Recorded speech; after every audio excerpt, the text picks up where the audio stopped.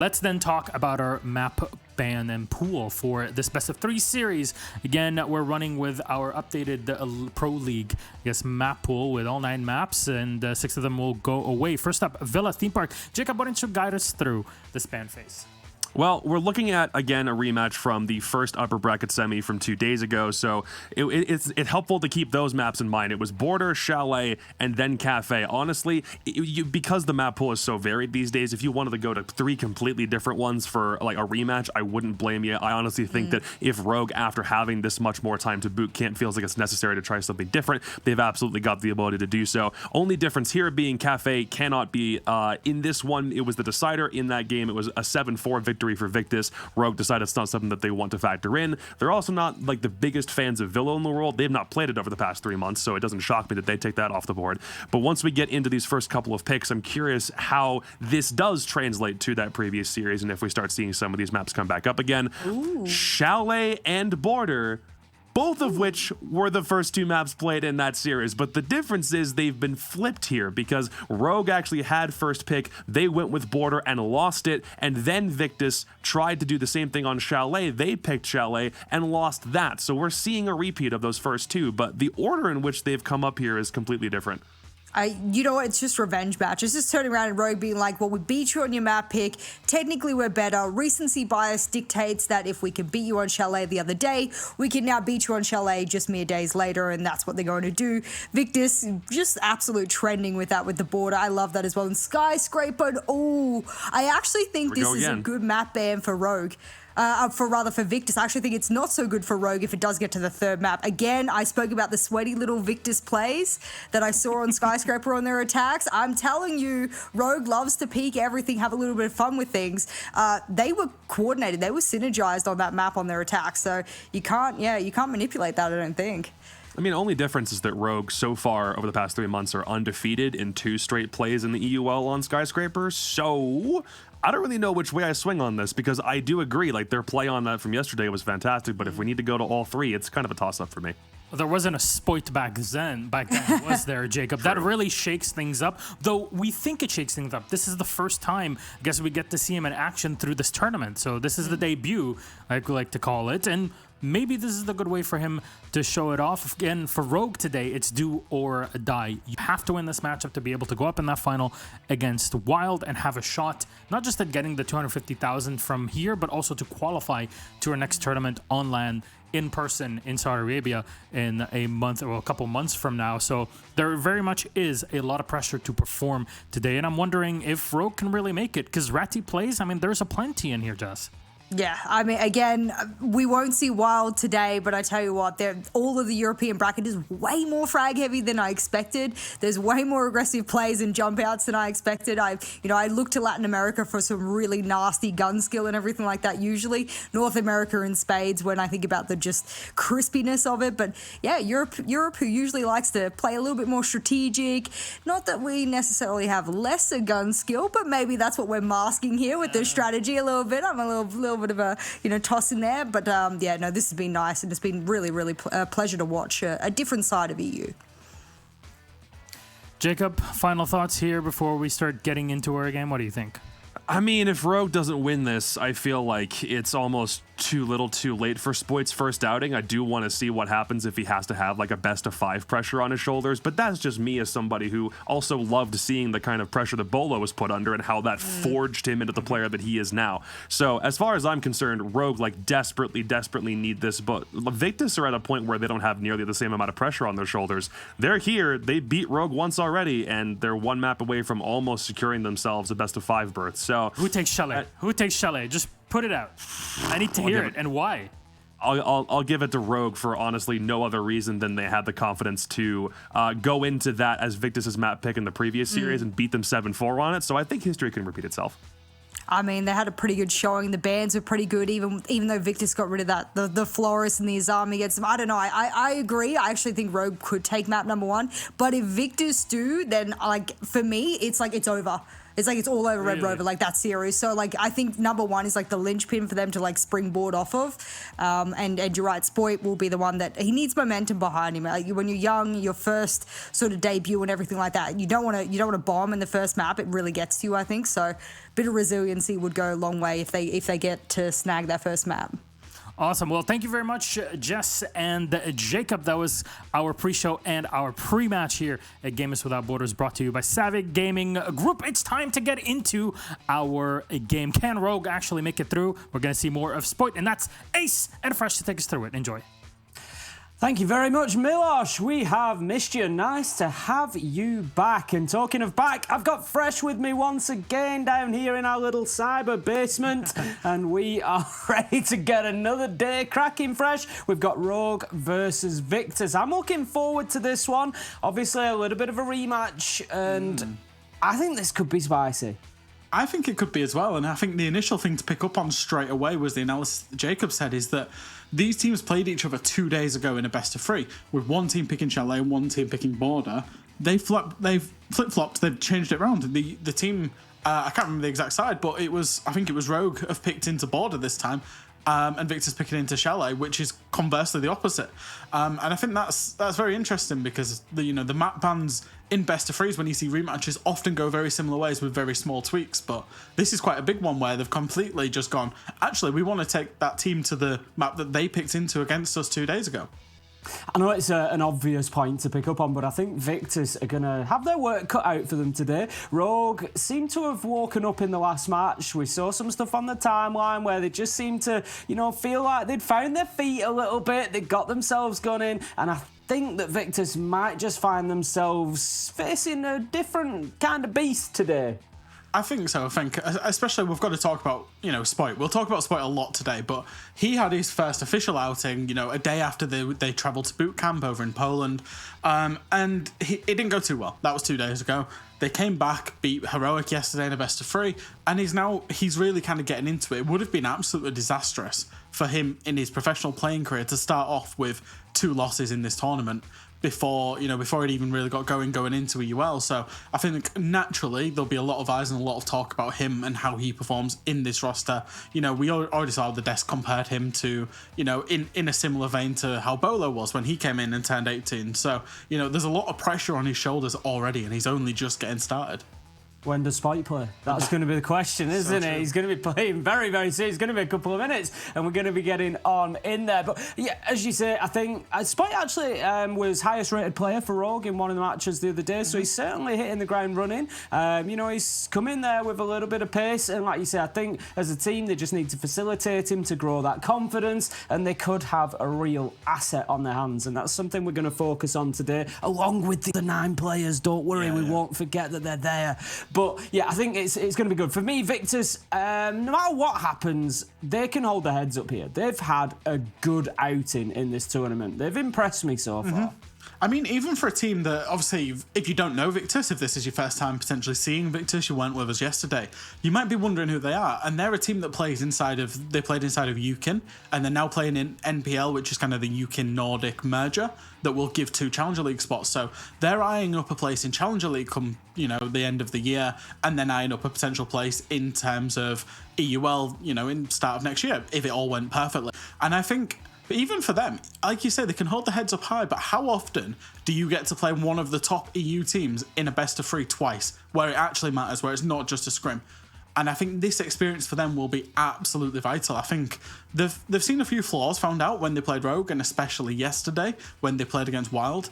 And I think it's shown them a side to their game of how teams that are potentially currently at a higher level can beat them, and where they need to improve. So I think they'll only benefit from this experience.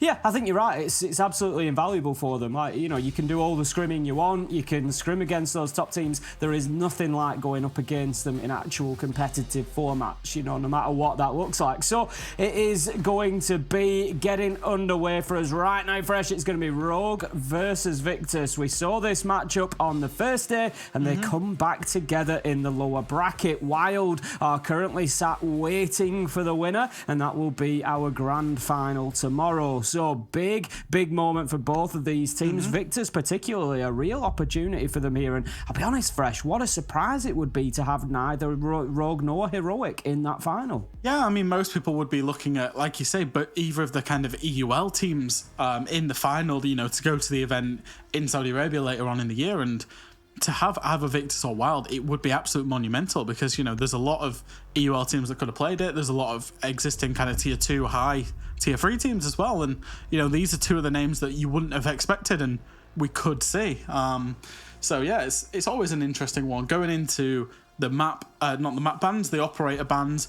Victus, they've gone for that Flores. They basically have banned Flores on every map I've seen apart from, I think it was Skyscraper. They absolutely despise that operator. They banned him on Cafe against Rogue as well. And Valkyrie again, they've been getting rid of that operator a lot. So it's no surprise to see those particular operators banned. Valkyrie will be our first defender to go. Second one will be joining us shortly as Rogue make up their minds. Time ticking by, maybe a little bit of a discussion going on. But the Nomad ban is going to allow us a little bit of aggression. Not necessarily outside of the map. There's not huge opportunities for that on Chalet. I will come back to that. But inside of the map as well, it just allows rotations. It allows defenders to move freely on the flank, move up and down those staircases. There are 3 around the map, so plenty of opportunity to get up and down between floors, and those opportunities will remain open with the Nomad gone. I say not too much jump out, there isn't, but you always got that trench to worry about when you're on the double window rappel for Master Fresh, one that you're keen on. Yeah, I absolutely love that one. And it's going to be weird because we're drawing comparisons to how these two played this map 2 days ago when they played against each other. Obviously, because it was different teams picking it, there was different starting sides. Rogue started on the defense on the attack 2 days ago. They're starting on the defense here, and their banning strategy because of that, Nomad and Mira in this particular instance is different to the Maverick and the Valkyrie that they went 2 days ago. So even though they are playing the same maps, it might play out completely differently just due to the starting side and the differences in the banning order. And we're heading up to the top floor then for our first defense from Rogue. We've got the Azami in play. And just for any confusion for anybody, Spunk is Spite. So if anybody's looking, I can see the chat like, where's Spite? You said Spite was playing. It's going to be Spunk, so keep an eye on him. He's going to be on the Azami to begin with. Interesting one, as you said, you know, we've been keeping a real close eye on this. The new operator coming in, available here in this tournament. So it's been sort of a fascinating point for us to watch. I see already a couple of Kiba barricades in Piano Fresh. Yeah, and I think so. I think the Azami is going to be so hard because, one, it's a place of safety to play behind. As you can see, you can stand behind them as defender, change the lines of sight away from the fort position, but also you can use them as kind of extra utility and or ways to, for example, to reset an ADS. So if somebody burns through a window to burn an ADS, you can barricade that window back up. They've got to kill the Kiba barrier. By the time they've done that, the ADS is then reset. So there's so many levels to Azami, and that's why teams are like, she is so good, and that's why we expect her to see banned out quite a lot. You see how Spoit's already using her to change the default lines of sight from that single window in library through to the box. It allows him such a safer space to play inside of. Going to be looking to move in here. Oscar gets himself established in the map. We've seen him playing that entry role so often now and so successfully, but it's not going to be the case here as Spike manages to open up with the entry onto him, getting that first kill, and that's a good start for Rogue on their first defense. Does take a lot of damage in the process, but not going to mind that with the Thinker being gone, because of course it is that big chunky LMG that is no longer on the board, as well as another boost, as well as those nades. Kanto manages to get one onto YZN as well, so very quickly into a 5 versus 3, and Rogue doing great at the halfway mark. And how do you deal with this utility now? You've got the Aruni, you've got the Azami, you've got the Wamai out. You basically can't deal with any of the utility because there's so much to already burn through. Habana's going to go for the breach here in terms of Skeptic, and Flex is playing on the windows. They've really got to hope that somebody from Rogue peeks them, because there's not too much else going to happen as Flexi tries, I think, a hit and hope nade onto the door. Might try and go through the breach pretty quickly as Spoit finds a kill onto him. Flexi pushes through, does in the end get a double kill, and there is space for Victus, but Kanto shuts it straight down. Skyty's managed to push his way into Piano in the midst of the mayhem here, but he has hard work. He's got a shield, knows there's one potentially in bathroom, knows where Kanto is because Flexi did die, will put some shots in, and Kanto will swing on the sound cue and get the kill and get the first round for Rogue. The big problem for Victus there is they managed to get a couple of kills in the mid-round. So you get Leon, you get Spoit. Great. Look at the back line that you've got to play into. This is a problem. You've got Deepak, you've got Crying, you've got Kanto, all still alive. And it's just such a terrifying roster, and this is why I'm expecting big things over the course of the year from them. Because, like, yeah, right, okay, you get Leon and Spoit down, great. You've still got 3 absolute gunners to go through as a back line. And we just saw it perfectly there. Those 2 went down, no more kills after that, because you've got to play into that final 3. And it's just a nightmare. How have we just gone through a round of Rogue and we've not mentioned Cryan once? He was their best rated player throughout the last stage of a UL. He was one of the best players in the world through the last stage of a UL. And because he was playing the backline in that defense, as you say, Victus didn't even get close to challenging that backline, and therefore he just had a round of just sitting on his hands. As you say, that's why people expect so much, because Rogue they've gone for a bit of a change of identity of some like really frag heavy, almost superstar lineups. If you look at these players, where's the natural support Don't player? say the word super team, Fresh. I won't say super team. I won't say it. That's reserved for one organisation and team only. But where is the spot player? Leon, back in his days. Fragger. Deepak, he's been known as a kind of flex player, not necessarily a hard support. Kanto was the carry rocket. He was the fragger for G2 for a long time. Spoit is coming in as an entry fragger, and Crime was known in his best position as a kind of frag flex player. There's no hard support, and I love this from Rogue, but that's why there's so much expectation on this roster. I think one of my, if I have any concerns or reservations about this setup is, we look at that last round, you've got Deepak and Cryan, as you say. That's not a good start for YZN. He's going to be taken down by Kanto. Nice entry. Back to my point, you've got Deepak and Crying, 2 fantastic players who just haven't been involved in the round there. And the more they play on the back line, what I'm a little worried about for Rogue is that these players can't necessarily, all of them, find their space. And that could be a problem because, you know, we see it for sport players. Sport players have low numbers of kills. It's not always because they, you know, don't have the mechanical skill of an entry fragger. It's because they spend 90% of the game not involved in gunfights. So when that opportunity presents itself, it can actually be pretty difficult to win that gunfight because you can't code. It's, you haven't really had that warm-up. And that, I'm a little bit concerned for this Rogue roster. Could be part of the problem. If you've got Spoit and Leon playing as a big front line, getting that job done, and you've got players like Crying and Deepak being quiet through a lot of the game just sheerly out of necessity because they can't find their space, it could be a bit of a problem for them. In terms of the round, Victus have not lost 2 players early doors. Flex is trying to get very aggressive. They've only lost 1 so far, and Flex is going to try and find another kill as Oscar does go down to Spoit. They've not got vertical control. They've not really got too much in the way of breaching. They've not got a great deal in terms of setting up for a plant or any objective play here. And once again, the round's going to come down to whether Rogue throw bodies away for nothing. Flexi will find one back onto Leon, but until then, it's a bit of a stalemate. We're going to be testing the theory that we've been speaking about here because we're going to have a position whereby, yet again, Victus may have the opportunity to play into that back line if they can get a kill onto Spoit at some point, shut him down, and then go for those final 3. That's exactly what happens with SkyT. It's 3v3, but now, as I said, you still face the problem of going up against Crying, Deepak and Kanto. We'll see what they can do in the final 40 seconds. Skeptic's going to get that hatch open. That will allow a little bit of vertical down into the site. It's going to move the defenders round. They won't be able to play inside a kitchen now. They'll have to drop back out of there. But SkyT, he needs to be careful here because he is super low health. One shot is all it's going to take to an arm, a leg, a hand. It really won't matter. Anything that connects is going to take him down. 17 seconds left to go. Flexi gets aggressive, manages to find one onto Crying, gets another onto Deepak. Flexi going big at the minute. Can he find the third? Yes, he can. What backline, Fresh? What backline? And that's what, what you say, if you're a little bit cold, your first engagement is after a round and a half, and it's Flexi on the Nook, has just absolutely walked into sight and made something happen for his team and got a round. Flexi is a player that I have experience with, I did team with him for a very short period of time. I said a couple of times about him that I thought he was the best player in the Nordic region when he was playing inside of that region, and he's got a lot of potential because he can shoot. The other assets of his game were a little bit lacking at times, but the one thing he's always had the ability of is to just make Siege into an FPS game and win a round off the back of his mechanical skill. And we've just seen it there. A massive free K. First he picked up Crying, then it was Deepak, and then finally on to Kanto. And that's a round that Victus have just pulled out of absolutely nothing.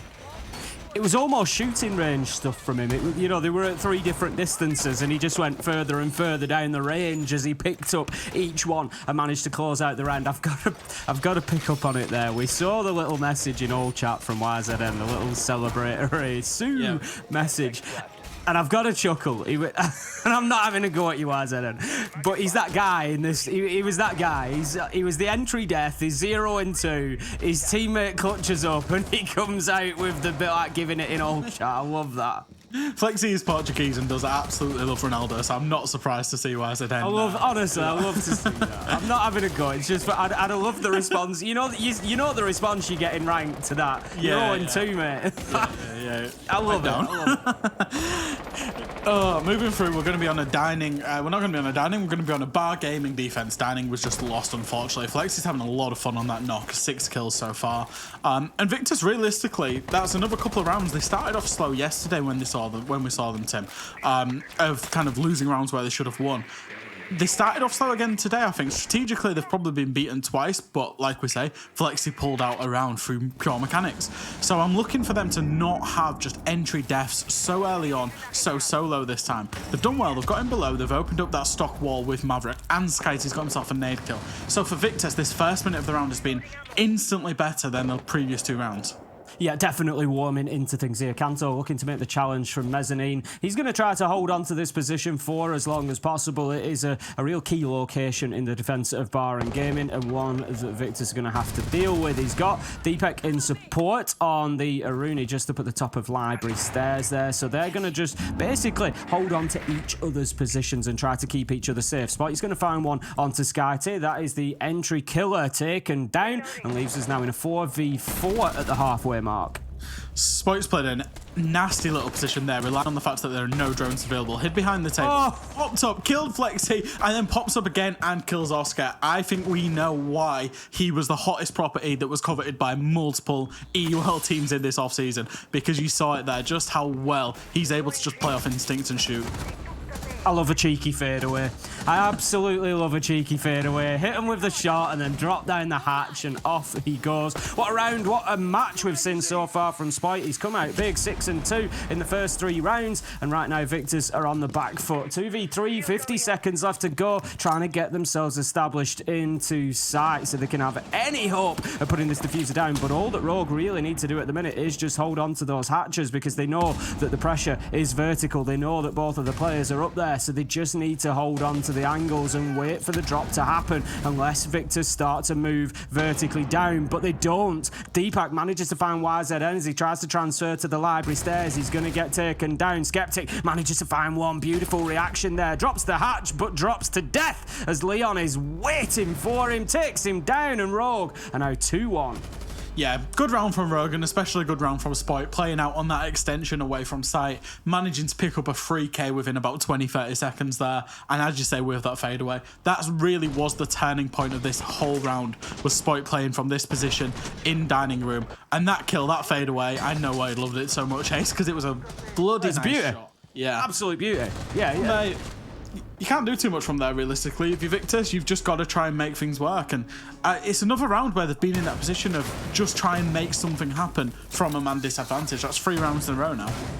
Victus needs to be finding kills like that, where they've got Spite in dining. He wasn't, I want to say he was pinned down because he had the hatch open, but the challenge comes in.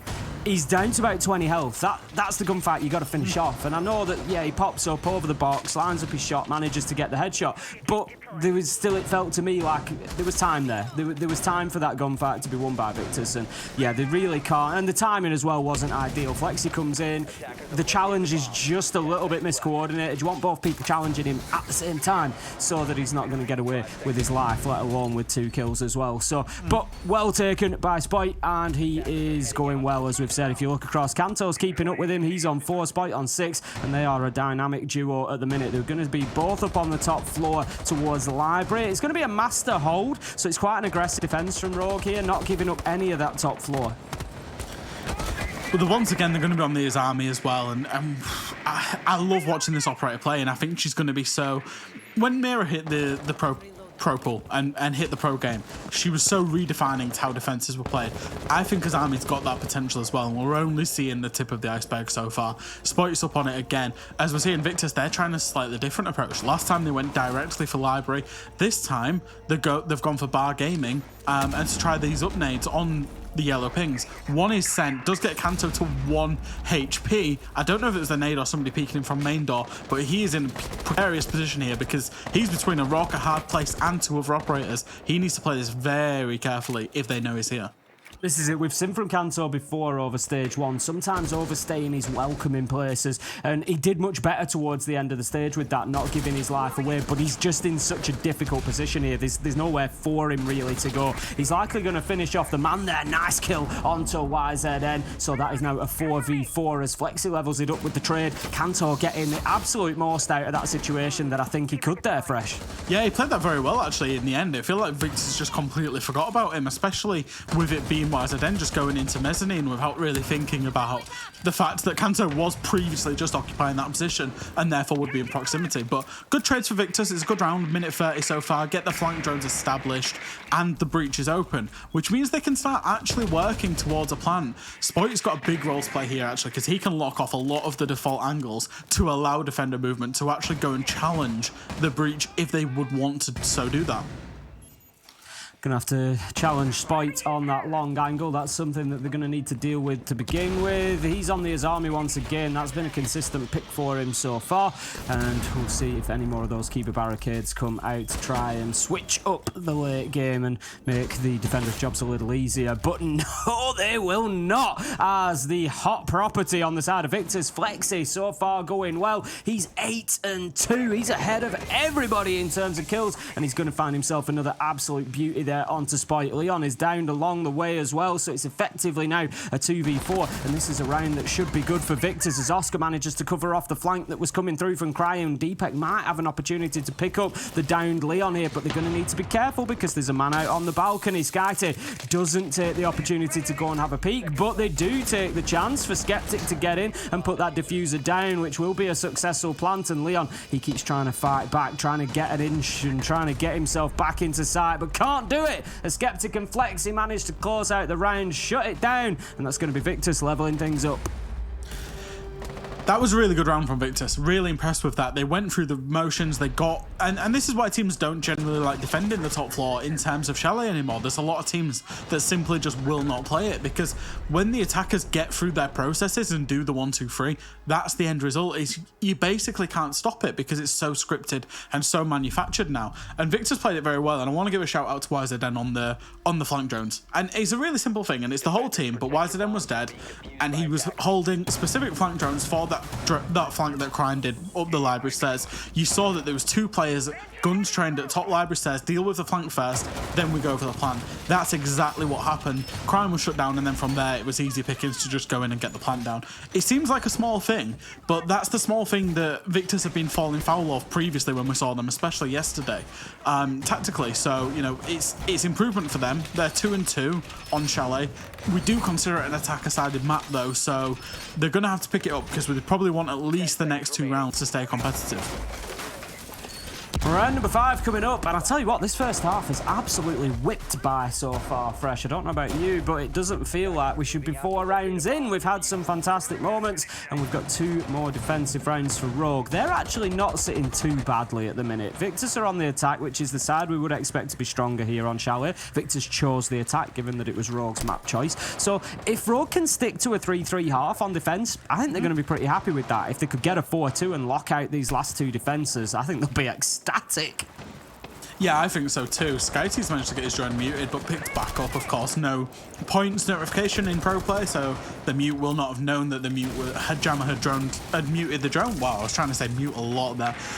Victus, they're going to go in for a Solarium side take. Previously, they went for a kind of lobby library side take. This time, they want to clear out that side of the building and get rid of this Maestro on the Solarium stairs. Deepak, he's in a bit of a hard place, but crucially, he isn't being held by Trophy Window, which means he can escape should he want to currently before YZN gets this vertical from below established. Deepak's actually played very well to get himself off the stairs, but does get naded out by Oscar. That's good information from Victus. That Solarium control basically established with the window play. It's now up to Kanto and Spoit to try and recover these frags. If they die, these are key engagements for these two. If they die and they lose their lives, then this is full advantage to Victus. Absolutely, they'll have the top floor control that they need, and then they'll start working on towards side. But there is still a job to be done before they get that established. Scarty is going to be working up and down that balcony, supported by Skeptic and Oscar, who are now on the solar windows. We've got Flexi on the double window rappel, and the pressure is certainly mounting on the top floor. Spoit and Kanto will drop back, but Crying it is who manages to find Flexi, and that is a nice frag for him. That's from the main lobby, and he's actually going to head upstairs now to try and support this top floor defense. Oscar manages to find Spoit on a long angle. Beautiful kill there, leaving us now in a 4 versus 3. That's vertical completely established. They don't even need to go past this point of office. They don't need to challenge Kanto and Crying. Should they want to, they can hold it off, play vertically above site, and then look for a plant. However, Victus, they might be getting a little bit excited to go and play for these kills right now. You're seeing the drones going in front of Oscar and Skyty. Looks like it has been a good call to just go back a bit. We've got all the advantage we need. Let's play the vertical and play for the kitchen side at the site. Kanto and Crying, they will get themselves back to site because of this. They know they're not being pushed. It's useless being upstairs. Let's fight the fight that we need to, which will be onto site. Not terrible defending for Rogue so far. The problem that they've got is Kanto and Crying on such low health. Gonna have to be very careful about where and when those challenges are taken by them. You can see Crying just moving himself around underneath as the sledgehammer swings time and time again above him, and gonna shoot out one of those alibi decoys, which will give away the position, but it just doesn't matter as Rogue can do nothing with the information. Crying does manage to find Skyty. 8 seconds left to go, and Skeptic's in a position to start putting the diffuser down. Kanto Crying, they've got to do something, and they've got to do it now. Kanto, he's going to be downed. It's all up to Crying. He's about 2 HP and a dream here, trying to get himself back from Westmain, but no, shut down by Oscar, and that is going to be the round to Victus, and they manage for the first time in this matchup to actually find themselves a lead whilst on the attack. 3-2 now. And it's well deserved. They looked a little bit shell-shocked rounds 1 to 3, but rounds 4 and 5 they've came alive, and they've played 2 stellar attacks onto this map, doing everything almost perfectly. Even the judgment calls of not pushing for kills and going for the actual objective and hitting the site. Great calls from them so far. And it was a big criticism I had of them yesterday, was the first minute 30 was fine, but it was that second half of the round where they were struggling. In the last 2 rounds, that's been so much better from them. So we're going to head back to Bar and Gaming for the final defensive site for Rogue. They won it back in round number 3. It was pretty solid defense, actually. They took a couple of kills up on the top floor, and then they just dropped away, held it from sight, and just played those vertical angles onto the hatches in the 3v2 at the end, and there was very little that Victus could do to get themselves established. For me, Fresh, I think Victus's focus here needs to be getting on hold of top floor at a lower cost. They don't want to be losing the men that they did last time. They can't just have 2 players up there trying to work down towards site. They've got to do a better job in them gunfights. They've been changing their attacks up. Like I said in the previous round, they went for the Solarium side rather from the library side. So I'm wondering if Victus might try a little change up, given the fact that they've already seen this setup before. Spoit was on the alibi over in the dining side, and it looks, based on where they spawn, they're going to go direct for library and then into Bar and Gaming. They're not going to worry about taking piano and taking dining and all that other side of the map that ultimately is pretty pointless. They're going to go direct, so the attack's completely been changed up, which again, I'll commend them for it. Their round to round adaptation has been pretty good throughout this tournament, choosing to do completely different attacks to the first one that they did. Established on the balcony now. Looking to get themselves inside of the map. It's going to be library that they want to push into, but Kanto will be out on the mezzanine still and will need dealing with if they want to get themselves in there. Deepak's still able to use that connector at the minute to rotate back and forward. This time, Victus haven't gone and opened it up. Last time we saw the Maverick go and just draw the line across it, and that just prevents the defenders playing in there. But it's not going to be possible this time unless they can get Skeptic in position with the Hibana, but I don't think it's something that they're overly worried about. As I suggested, the focus is much more about that top floor and getting this dealt with, getting it cleared out without losing manpower. That's the important point here. They can't allow Kanto and Deepak to be taking kills along with them. So we've got YZN out on that balcony now, just looking to use that office window to dump some nades in, but they've forced them away. Fresh. Mezzanine is gone. Library stairs is gone. It is all there to the taking. Spoit's kind of up and down at the minute, actually gets himself back up onto the top of library stairs, joined by Leon. So a little bit of a rotation, a switch up here from Rogue. And this is where Spoit, the ranked player, kind of comes in. And I don't mean this with any disrespect, but this is where Spoit, in comp, you've lost top floor. You don't try and retake it solo. You go 2 or 3 players. Spoit has that confidence right now to go up and try and retake the top floor solo. And this is where he needs to be careful in his play and not get punished. Does the right thing eventually, decides to fall. I'm liking this kind of youthful aggression that he's got, but it's also that experience as well that he needs to learn of, this is a team versus team game. Now you've hit a comp side of things. Yeah, I mean, he seems to be well tempered there, as you say, taking the choice at the right time to drop himself away. But Skyte, he's going to keep things moving for Victus as he manages to get the kill onto Kanto, leaving us now in a 3v5 for Rogue. And what started out so well for them on the defence has become a bit of a struggle in the last couple of rounds, not really getting close to holding on. And Deepak doing everything he can from inside of that connector. He's being pressured from above, he's being pressured from double window, and he's just trying to prevent an opportunity for that diffuser to go down. With 30 seconds left to go, there is a long time to hold on yet. Spoit, he's going to have to disappear back into the basement if he doesn't want to lose his life. Crying manages to find a big kill onto Skeptic. This could be leveled up here. Skyty somehow stays alive though and manages to find the kill. Deepak onto Oscar. 3v1 as Flexi finds Deepak. Flexi finds Spoit. And how many times have we said Flexi finds followed by a name? Because he's doing great right now for Victus, who come out of the half 4-2. He's benefiting from the role that he's playing as well. He's been allowed so much freedom playing that knock. You know, presumably just setting up the flank drones for people and then just playing off information, playing off instincts, playing off how he's feeling. He's got a 1.5, he's got a good gun, and he's got nades and an operator that's hard to track with intel. And he's making the most of it. I think that's a lot of kills for Flexi, and that's a 4-2 half for Victus. I think this has been particularly the best rounds 4 to 6 I've seen out of them in a while. The second half of the first half, if you will, they came alive and they won 3 rounds. I think it was 4 rounds clear that they got. Here we go then, heading into round number 7. It's 4-2 Victus, second half coming up, and Victus now move on to the defence. They're going to have to do better than Rogue did. They're going to be looking for 3 successful rounds here. Otherwise, it will go into overtime or worse. Rogue might pick up the map if you're a Victus fan, of course. Going to be starting off with Bar and Gaming. The setup is looking very, very similar to the one that Rogue played. So they're going to be playing somebody out on Mezzanine. I would expect to see somebody top library stairs, although we don't have a deployable shield there yet. So we'll see if that's the case. We do, of course, see, particularly in North America, some variations where you'll have players either in the library box or in the corner of library and they leave the stairs alone. But really, that Mezzanine player needs a second player up there to assist.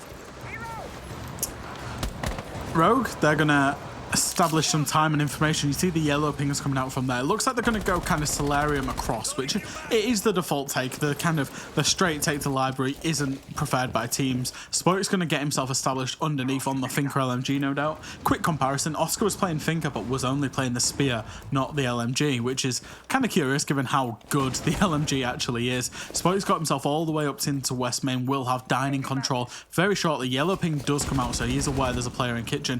Does some preemptive wall bangs, looks at the door, and this is a fight that might get taken very quickly by Skyty. In a 1v1, loses his life. Spoit making easy work of the player there. That's a lot of map control and fast map control established by Rogue.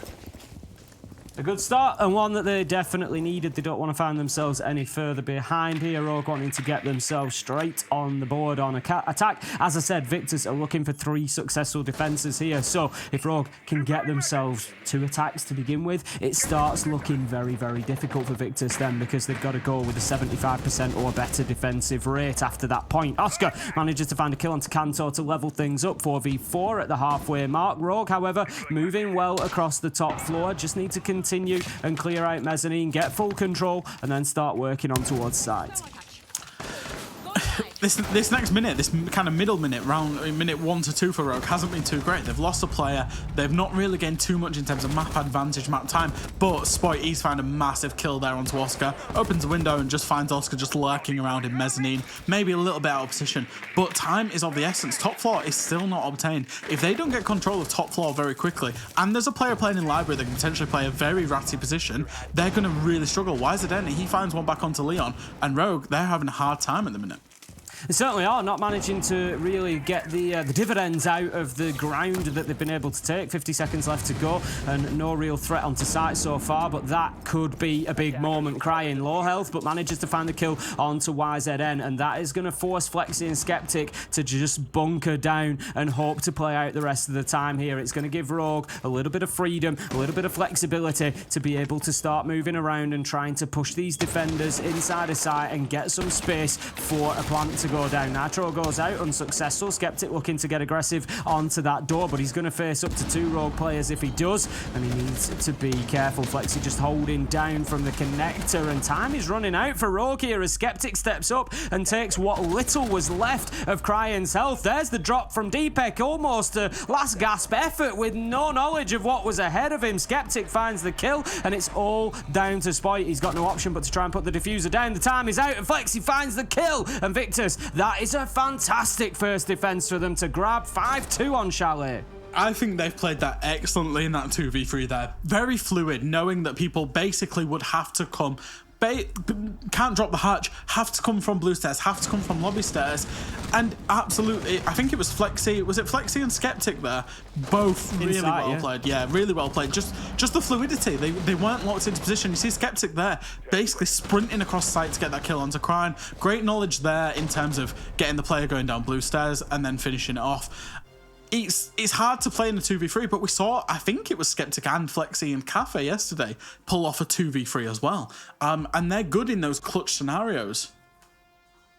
We're going to have, I think, a couple of things happen at the same time. I'm getting word that we've got a tactical timeout from Rogue, but it also looks like Oscar has dropped out of the game as well. There was just a message in all chat there that he'd just got a blue screen. Now, could be, I'm not going to start speculating fresh, but that could be a slightly bigger problem for Victus because, you know, not necessarily game related. If it's a bit of a hardware issue that he's facing that's causing a blue screen, it could be something that, you know, it could be recurring. It could be an issue. We'll see as we go on. Fingers crossed, hopefully not. You know, my experience of blue screens, they can sort of be an absolute nightmare that happen every 5 minutes or it's once in 6 months. You know, you just don't know. So we'll see how that goes for Oscar. I was just about to say, you're saying from experience, Ace, because I know I've been in the ranked games. You were in the ranked games, you PC's fine, and then Ace goes and it's like, oh no, we've got to play a 4v5. So hopefully we get Oscar back in, we get him sorted. Hopefully it's just one of those issues that is, you know, a freak issue. PCs are PCs, right? They will just blue screen from time to time.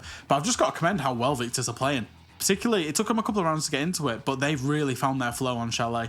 Once again, they were really established. They knew good timing, they knew what their win condition was, and they were falling back appropriately. And I think, you know, it did come down to a 2v3 clutch, but they'd set themselves up with all the right win conditions to get that 2v3 clutch, in the fact that it came down to very little time, which meant that Rogue couldn't get the vertical on them, which meant that they just had to force doorways. And when a team has to go through a choke point, you've got to be there to capitalise on it. That's exactly what Victus did.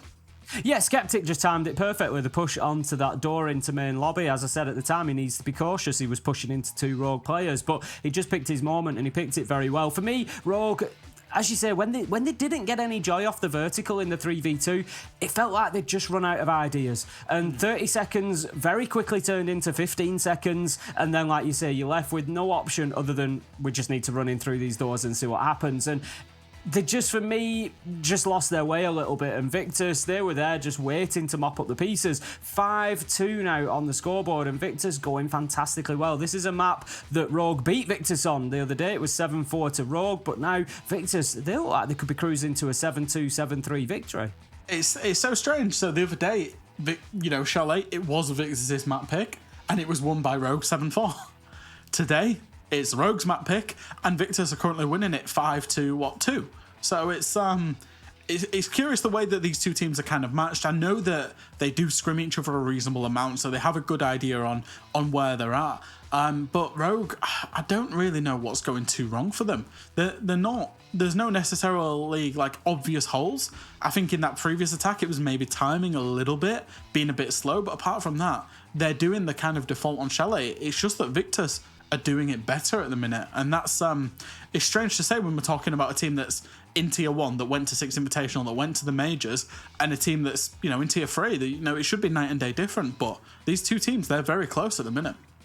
Certainly are, and I mean, I'm looking towards the rest of the series here. Obviously, I'm remembering what Jess said and the match we saw with Victus on Skyscraper yesterday. That decider is not going to be an easy place for Rogue to go. So this first map, you know, Jess said it could well be that it's too much if Victus managed to win Chalet, because they could well have Skyscraper in their pocket later on in the series. You know, it's not guaranteed, but it's not going to be easy for a Rogue team against a Victus that we saw play well there yesterday. So Rogue really need to dig deep at this point.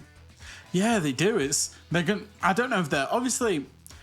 You know, for Rogue, do you pull out the full strat book? Because obviously they've got EUL starting in, a week, 2 weeks' time, however long that may be. They do have tier 1 commitments that they need to think about and have an eye on. They're currently at boot camp as well, which will be good for them. They'll be able to sit, they'll be able to have a chat at boot camp and talk about it person to person, which is much better. But 5-2 down, it's not a place you want to be at all, and they need to buck it up and get their ideas sorted. Well, we are going back into game. Not only back into game, but we're going down to the basement fresh. We haven't seen this site as of yet. It's going to be Snowmobile and Wine, and I'm interested to see what we see from Rogue here. We've spoken at length. We've played at length attacking onto this site. We've been over it time and time again about, you know, how we like to see it done. Occasionally, the pro teams will look to apply pressure to that main garage door as well, the one that SkyT's reinforcing as we speak, Snowmobile garage door. They'll look to put a bit of pressure on there, take some attention. We have had them try to completely push in through there with a little bit of vertical cover as well. I think it was G2 who played it like that successfully. You know, it's definitely another valid option. But with that hatch open in Dining, that's an interesting one. YZN's going to be the player inside of Dining, and he's not had the best game so far yet, Fresh, and he might just really need to hold on to that area. Yeah, Spoiler's just found a free kill there onto Skeptic, and we'll use that as a trigger to go in and take that ground for free. I think it was a bit of a throwaway nade. I'm not sure if there was maybe an early drone that said there was there. There was definitely not a yellow ping, but it's found an early kill. The attack, as you say, it will come from the front with a Kaid Claw coming through to try and trick it. And the Fairmite's going to breach open the front wall, so it's not the attack that we're used to seeing here. As Spoit does get another kill, but YZN does get the refrag. Leon Gids has tried pushing into site, crying as well, and it's all going a little bit wrong for Victus. YZN finds one back onto Leon. 2v3, but the plant can't go down because the diffuser's in nice and deep, and Victus now knows this, which means Rogue have to try and force them out of their positions or rotate a player through. Oscar gets a peek onto Kanto and has the shield to hold the breach as well. I don't think Rogue knew of the shield and knew of the lines of sight that Victus were playing, and have basically, it was a bit of an ill-informed rush through from Leon, I think, there, trying to set the pace.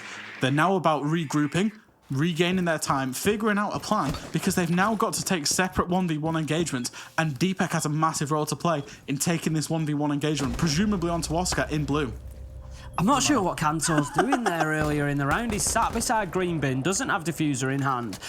And there's only one place he can be challenged from, and that's Connector, and he's not looking at it, and he gives away the freest kill, and it's just all gone a little bit wrong for Rogue. YZ and Oscar have played this perfectly, knowing that they could sit back with that diffuser down in sight and just hold their angles. They didn't get overly aggressive, which Rogue had already done in the round, and I'm telling you, Victus are very, very likely to punish them for this mistake here, because Cryan, he's trying to get himself into sight now. He's crouch walking in with the Iana. He's got 2 gunfights to win. YZN, fair enough, low health. That could be an easy first pick to put him in a 1v1. But Oscar, I think, is going to be a different story. Full health Kaid, and he's playing well so far today. Cryan just taking the peek. He's trying to move himself through into Connector. And look at the crossfire they've got developed here. But no, they're going to peek from the same side. Cryan manages to get Oscar. There's only one left. It's all up to YZN. Cryan's super low health, though. There's an opportunity there. It is YZN. Just straight across. Finds his kill into Connector. Shuts out the round. And that is going to be Victus moving on to map point. We said that YZN had to step it up a little bit, was having a bit of a quiet game, and there it was, especially when needed. And I think for Rogue, I said for them that they needed to step up, and I don't think they droned. I don't know how much they droned, what information they had there. Obviously, Spoit gets in and gets himself a double kill. That's great for him. But the fact...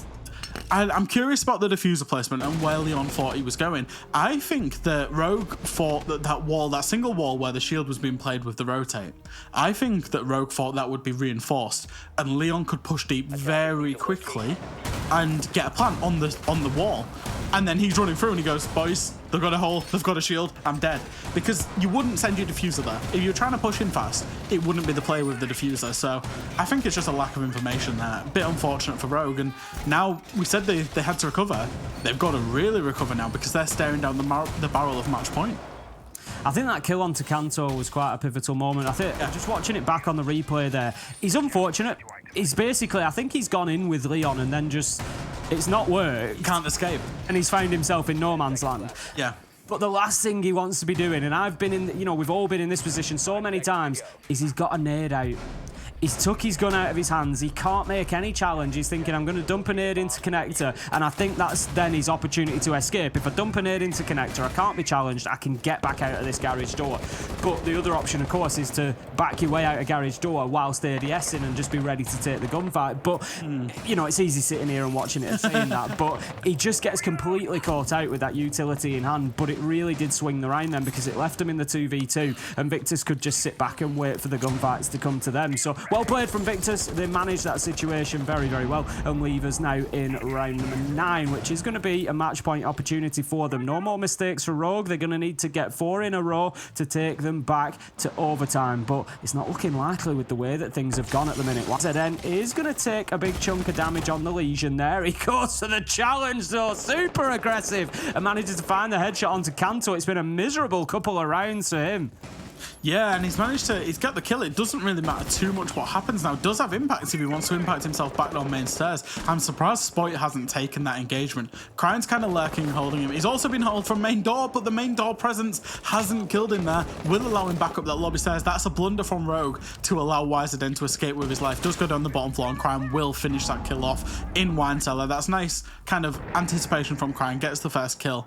But that's 44. That's a minute 30 wasted from Victus' point of view. And that was a fight that was nowhere near sight whatsoever, which means no map control's really been established. That's it. That's half of the round, chasing a Legion around and losing a life to it. It's certainly not ideal, as you're saying. There's still another Victus player over on that side of the map. Skyty underneath. There's a lot of work to be done here. Spite, however, he manages to get Skyty, take down that threat from underneath. That's the Nitro gone, and that's going to leave us now in a 4 versus 3. Rogue need to just gather a little bit of pace here. They've got Crying down in the basement. He could move through quite easily into either side of the map. He could go main lobby, or he could come up West Main stairs. He's currently perched at West Main, suggesting he might look for that late Solarium push up the trophy stairs. Oscar needs to be careful here. There's a player right next to him. It was Leon. Presumably Leon needs to be careful. I was just about to say, because I was looking at the overlay and I was like, where's Oscar? Oscar's currently on a flank, or he's somewhere in the other side of the map. Manages to get a free kill onto Leon, and he's now playing that game of cat and mouse that happened in the first minute with Spoit of chasing him again other side of the map. Crucially, Leon's dead, which means no breaches are coming in, but Spoit has an LMG. Flexi does manage to get taken down, and Skeptic refrags that, but is now in a 1v2.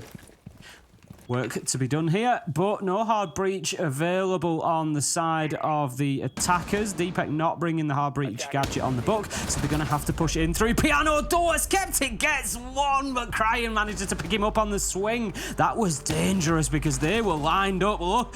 Oh, there is a different timeline there where Skeptic just guns through the pair of them.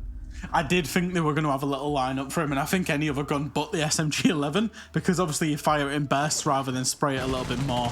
And again for Rogue, they'll be happy that they got away with that. Spoit's managed to kind of lurk and get himself a couple of kills and really kind of bring the round back, particularly that kill. I think it was on to, I want to say Skyty, in the kind of dining kitchen area. That was the kill that was for free that put Rogue in the man advantage.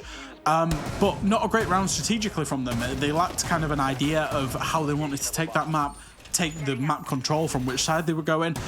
It looks so much better for Victus as they go back to Bar and Gaming. If you remember, they played this site exceptionally well last time. They delayed in time. It did come to a 2v3 clutch, but that win condition of the delay of the time came through for them. Okay, then here we go. It's going to be round number 10. Rogue managed to get the first of 4 that they needed, but 3 more to go. Not going to be easy. This time they're going to be attacking into Bar and Gaming. They're going to try, I would imagine, to take top floor again. This is the site that we saw back in round 7. Rogue did manage to get themselves a nice advantage. They were 3 versus 2. They just couldn't really do anything with it. So I think the confidence is going to be there in their process, and we'll see largely the same from them. But Victus, of course, going to have another opportunity to win out some of those gunfights. Rogue didn't have too much of a problem getting the top floor, dealing with mezzanine and library and moving in. So Victus definitely need to be focusing on those areas. Spoit's going to spot some utility there. I think it's a not a Weeru alarm, proximity alarm. I call them Weeru alarms because I always forget they're called proximity alarms. Does manage to get rid of that piece of utility. Once again, the Finker LMG play, and we just see how strong that gun is. But Flexi, he's on the roam, lurking away downstairs. He's had a terrific game. As Spoit nearly gets that angle, upside down rappel, over the cabinet. It's so hard to play against, and most of the time you don't even know a player's there. YZN does get away with his life, though. He'll be thankful for that.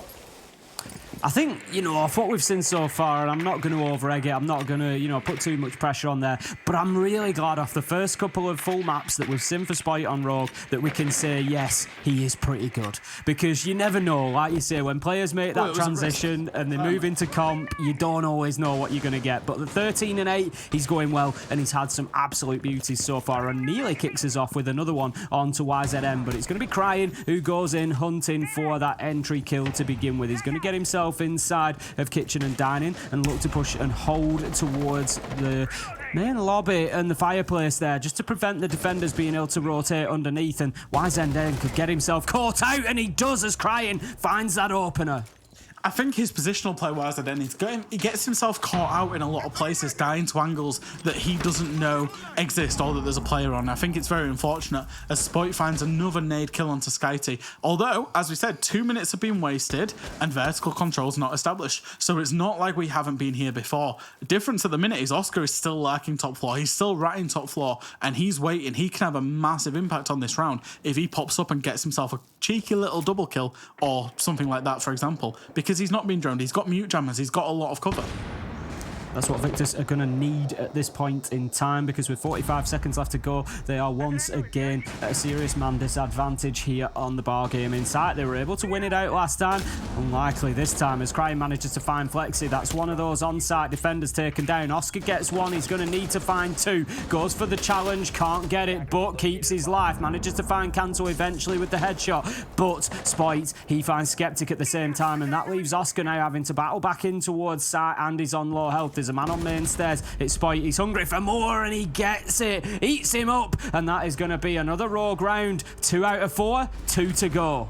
Yeah, really unfortunate for Oscar there that he had players on site that went looking and fishing for kills when Oscar was the one that was in the prime position to get those kills to claw back the advantage. I think Flexi went on his travels all the way over to West Main. Of course, Rogue are going to have flank drones. Of course, Rogue are going to be ready for that. And I think Flexi dying there was a bit of a trigger point, really, because Oscar, he got a kill, he had diffuser, he was playing time perfectly.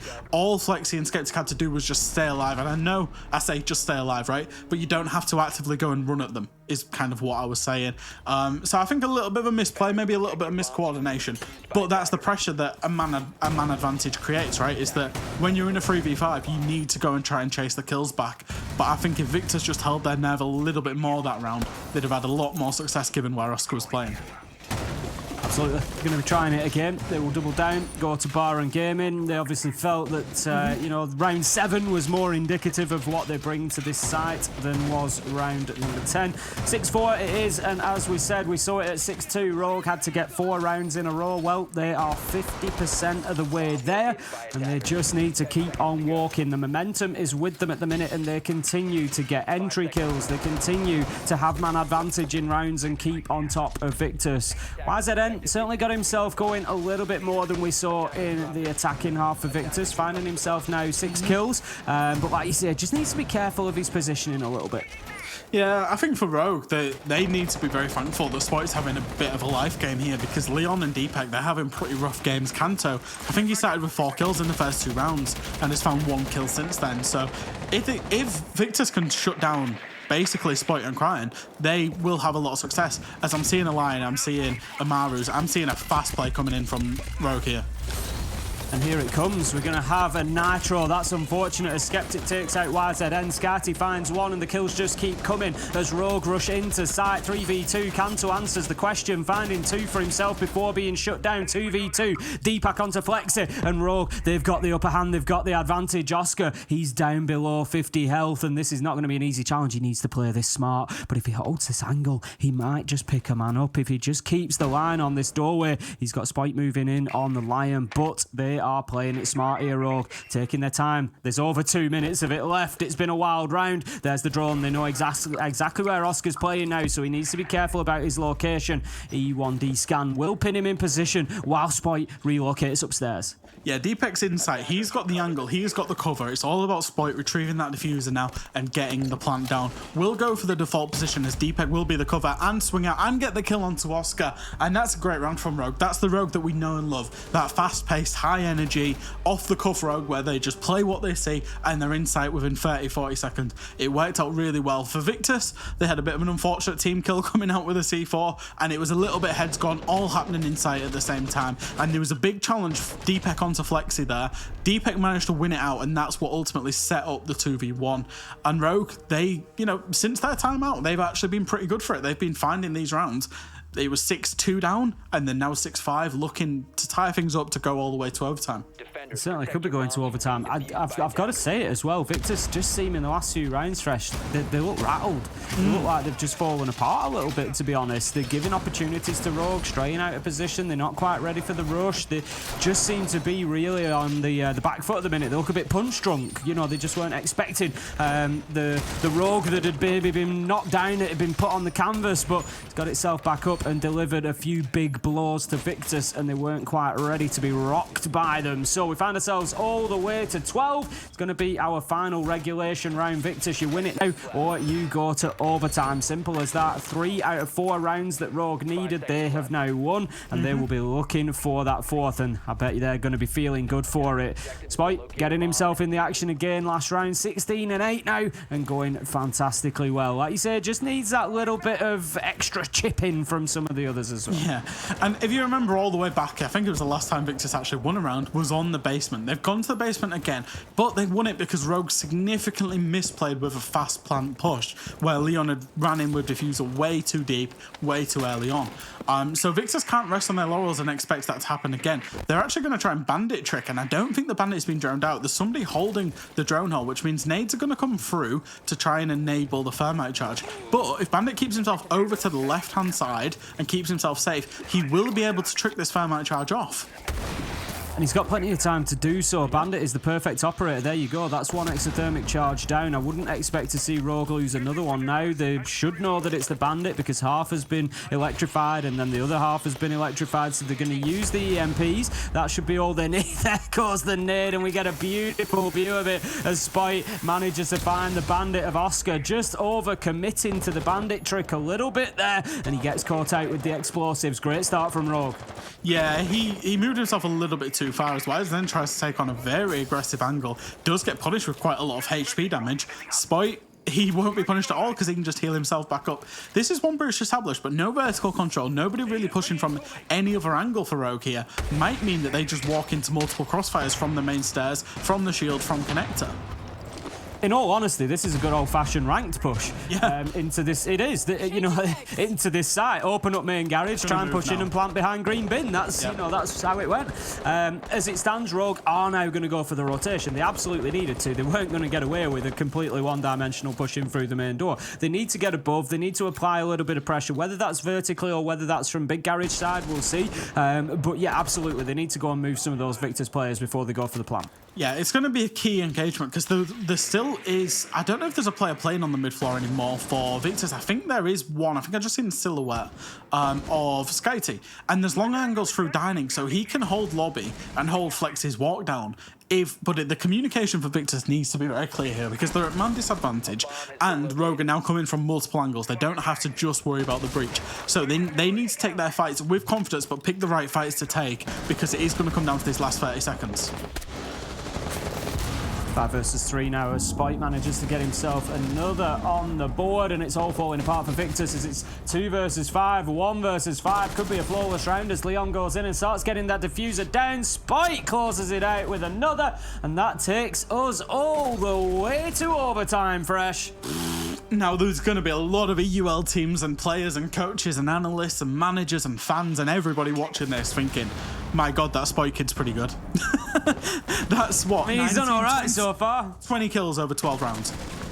Play anything for LMG, yeah, sure. But yeah, that is disgustingly good. And him and Cryan particularly have been getting most of the kills between them. I'm not saying the other players aren't droning, aren't doing their bits with breaching and whatnot, but he is taking that mantle of being the guy to get all of the kills. And he's done it again there. Another 4K in that round. Pushing his way, taking the 1v1s, and winning the 1v1s.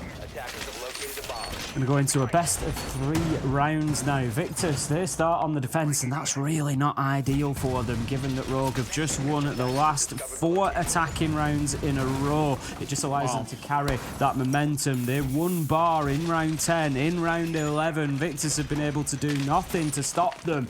Sometimes we do just see that momentum oddly sort of shift when we head into overtime, so we'll see whether that is the case now or not. But Rogue, they just need to keep rolling. Spike and Cryan have 31 kills. Kanto, D-Beck and Leon have 11. It's, I mean, it's very similar on Victus, right, with Flexi and Oscar, 25 between them. Bit more balanced, but still, that's absolutely sensational. And I think, like you say, overtime for Victus, that's not been treating them well. They started off pretty well on their defense, but after that 4 rounds in a row, that's not where you want to be. And I think particularly on this bar gaming, they need to not give away the early picks. There's 2 or 3 times they've defended it now, where they gave away such early picks that it was really hard to recover, and they haven't been able to recover it. That's it, a lot of success for Rogue on the entry, and they're going to want to continue that going. It has been Spike that's been picking up a lot of those early kills. Cryan sees the man, he's on his Gemini clone, don't be shouting at him to shoot, he doesn't have the option. That's just going to be a draw. Look at that from Spike, upside down rappel, finds Oscar through the office balcony window, and that is going to be yet another entry going to Rogue, and they just look unstoppable right now on Chalet. YZN thought he'd been misdroned, but that's great droning. Whoever was on that drone for Kanto to get that kill, that is excellent droning. They haven't sent the drone into the closet. They just saw a leg and they took the drone away, pretend that he'd been misdroned, he'll stay where he is, and Kanto got an absolutely free wall bang off the back of it. I said Victus, they didn't need to give away early lives. Oscar, he's died to the same place he previously died to Spike on that rappel. He's already died there before. That's twice in a row now, and you do have to call that out. Spike's walked in, got himself another one on the main door on Skeptic, and it's all falling apart for Victus. Passion skins or not, he will see his man inside a sight and shut him down. That now leaves us in a 5v2. Rogue getting aggressive from that top floor. They need to clear Flexi out. I don't know if they're aware of his position still inside of the library box, so he could have a big moment. He will not, as he's going to take a ton of damage there. Cryan manages to find Skyty, and it's all up to Flexi. Finds one on the single window. Beautiful little peek round onto Deepek, but shut down from Office. It's going to be Kanto taking him out, and that is going to be Rogue taking the round and find themselves back in the lead for a first time in a long time here on Chalet. One more round will do it for them. Yeah, and I said Rogue really need to sort their ideas out, and since that tactical timeout that they had, since they managed to actually have a conversation with each other and say, lads, what's going on, they've looked night and day different. They've looked better. Obviously, they're enabled by Spike. But also, like I say, I want to give the shout out to the droning there that got them another free kill. And they're just, all things considered, it's like they've remembered that they're a tier 1 team again. Took them a few rounds to get going, but here they are. And here's the Rogue that we expected to come through. Attackers need to locate and defuse as many bombs.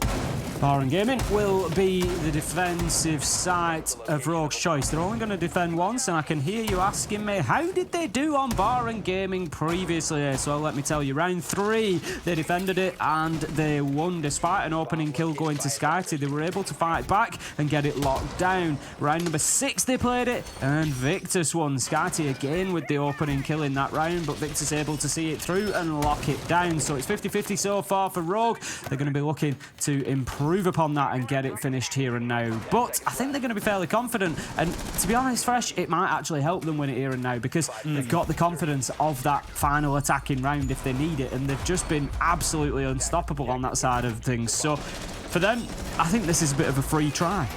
Yeah, I think it is because, I mean, even if Victus win this round, where do they go on the defense? They've not been able to do down in kitchen. They've not been able to do bar gaming. They basically sucked to the bottom floor once Rogue figured it out. So Victor's really starting on defense, disadvantaged themselves, obviously unbeknown to them.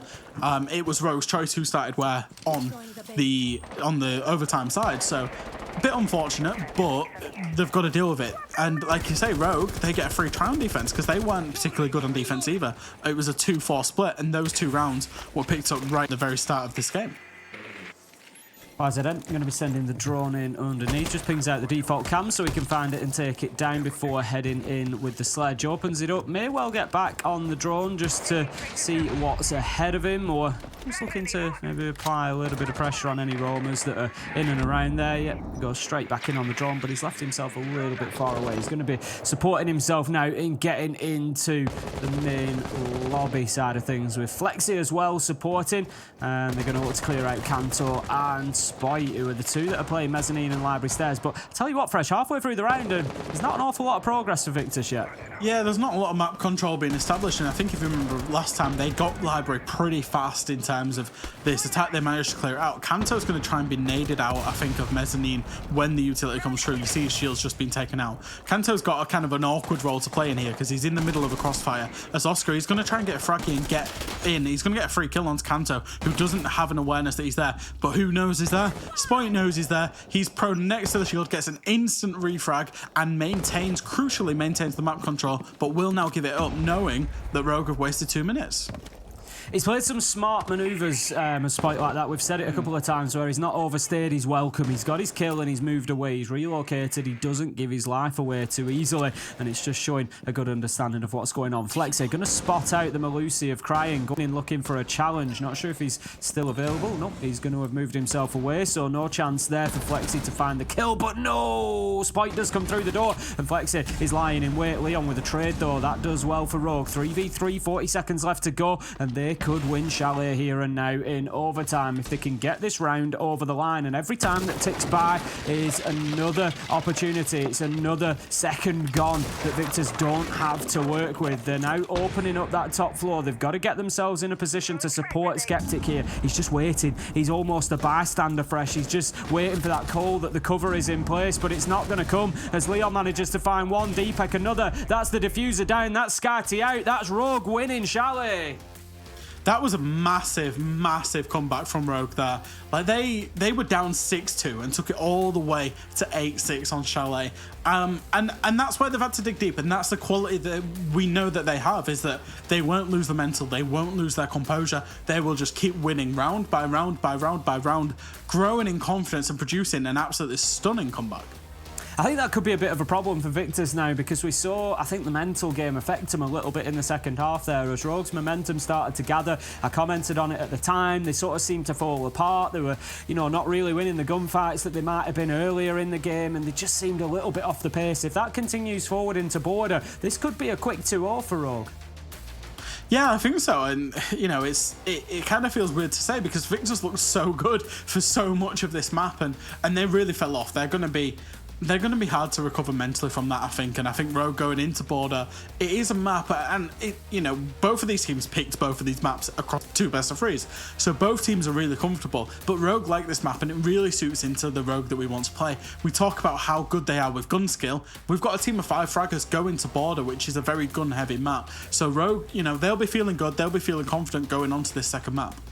I'm sure there will be. We're not going to have to wait too long to see it. We're going to have a quick break. We'll come back. The desk will break down Chalet, and then we'll be back into it for more Rogue versus Victus action. Grab yourselves a drink, but don't go anywhere else, and we'll be back with you soon.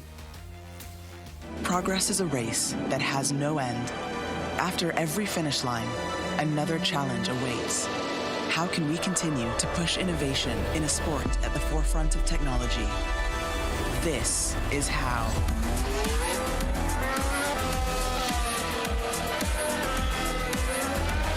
Discover how Aramco and the Aston Martin Formula One team aim to meet Formula One's sustainable fuel targets. Aramco, powered by How.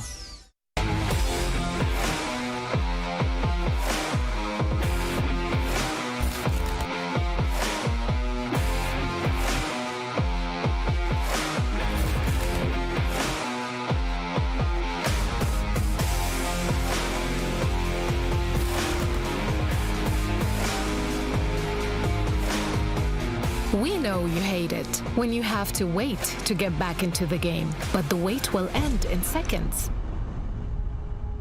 In real life, some people don't have the option to restart. Millions of refugees and displaced people have their lives on hold, eager for a chance to move forward.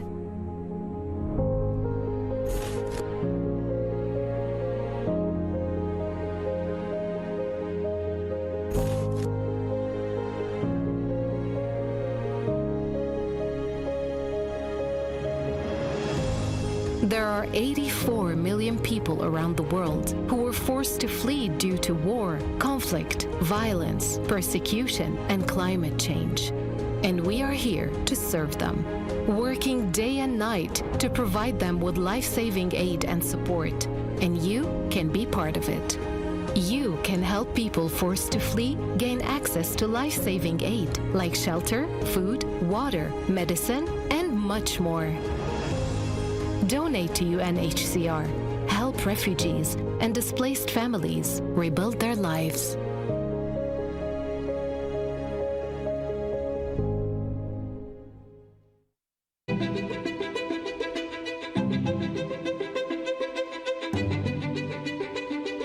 The divisions in the world are stark.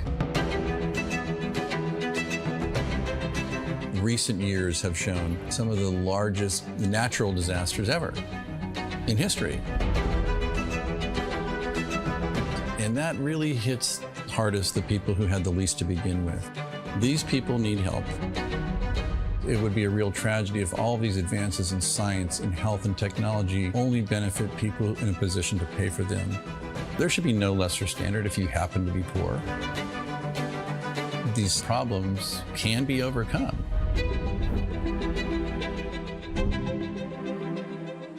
Direct Relief is a humanitarian, nonprofit health organization. The focus has been on the least fortunate, most vulnerable people. On a good day, things are tough for a lot of people in this world and in this country. And what we can do is mobilize private resources for their benefit and make it available free of charge. We're the first nonprofit in the history of the United States to obtain accreditation just like a commercial distributor. And it's been expanded geographically to every country in the world and every state and territory of the United States. What's now Direct Relief officially was started in 1948 as a private effort of a war immigrant businessman named William Zimden. The basic guiding principles of a war immigrant businessman really influence what Direct Relief has done ever since. And they begin with just serving the people who need help. We have this great privilege of engaging with people who come in from very different backgrounds, but with the same purpose of trying to just do something good. It doesn't matter if you're typing or talking on the phone or working on the warehouse floor. They're all part of an effort that means something bigger, and that is the fuel that kind of keeps you going. It gives you some sense that there is a way to make meaningful progress, even for a little organization that started at a kitchen table, but that's what provides motivation in life. The notion that many people, just by virtue of where they're born, the color of their skin, the country they live in, they're going to get sicker, they're going to stay sicker longer, and they're going to die sooner. That's pretty good motivation.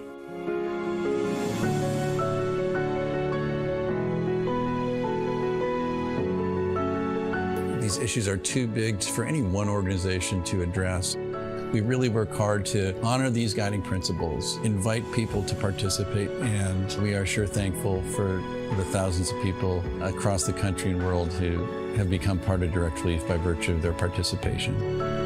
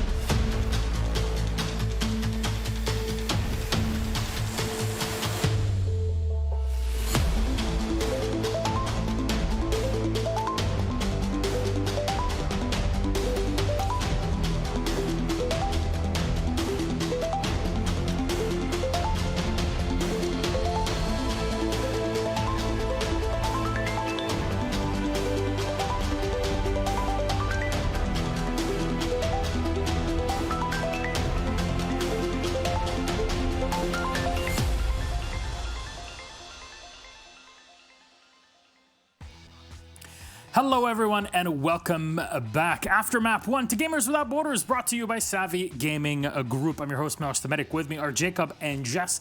And like I said, we just got through our first map and a hell of a comeback, Jess. That's the stuff I love to see.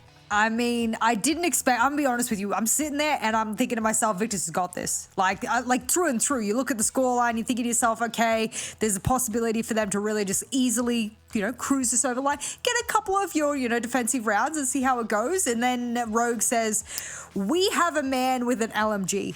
And if we wield that LMG appropriately and we let him do whatever the heck he wants to do with it, we might allow him to drop a 20-something bomb and push us over the line into OT, not just into OT, but into dominant territory in OT as well. That is, I never say this, I think Milos knows this, I never call something a throw unless it's actually legitimately a throw, but that was a throw by Victus that they could have stemmed the bleeding on.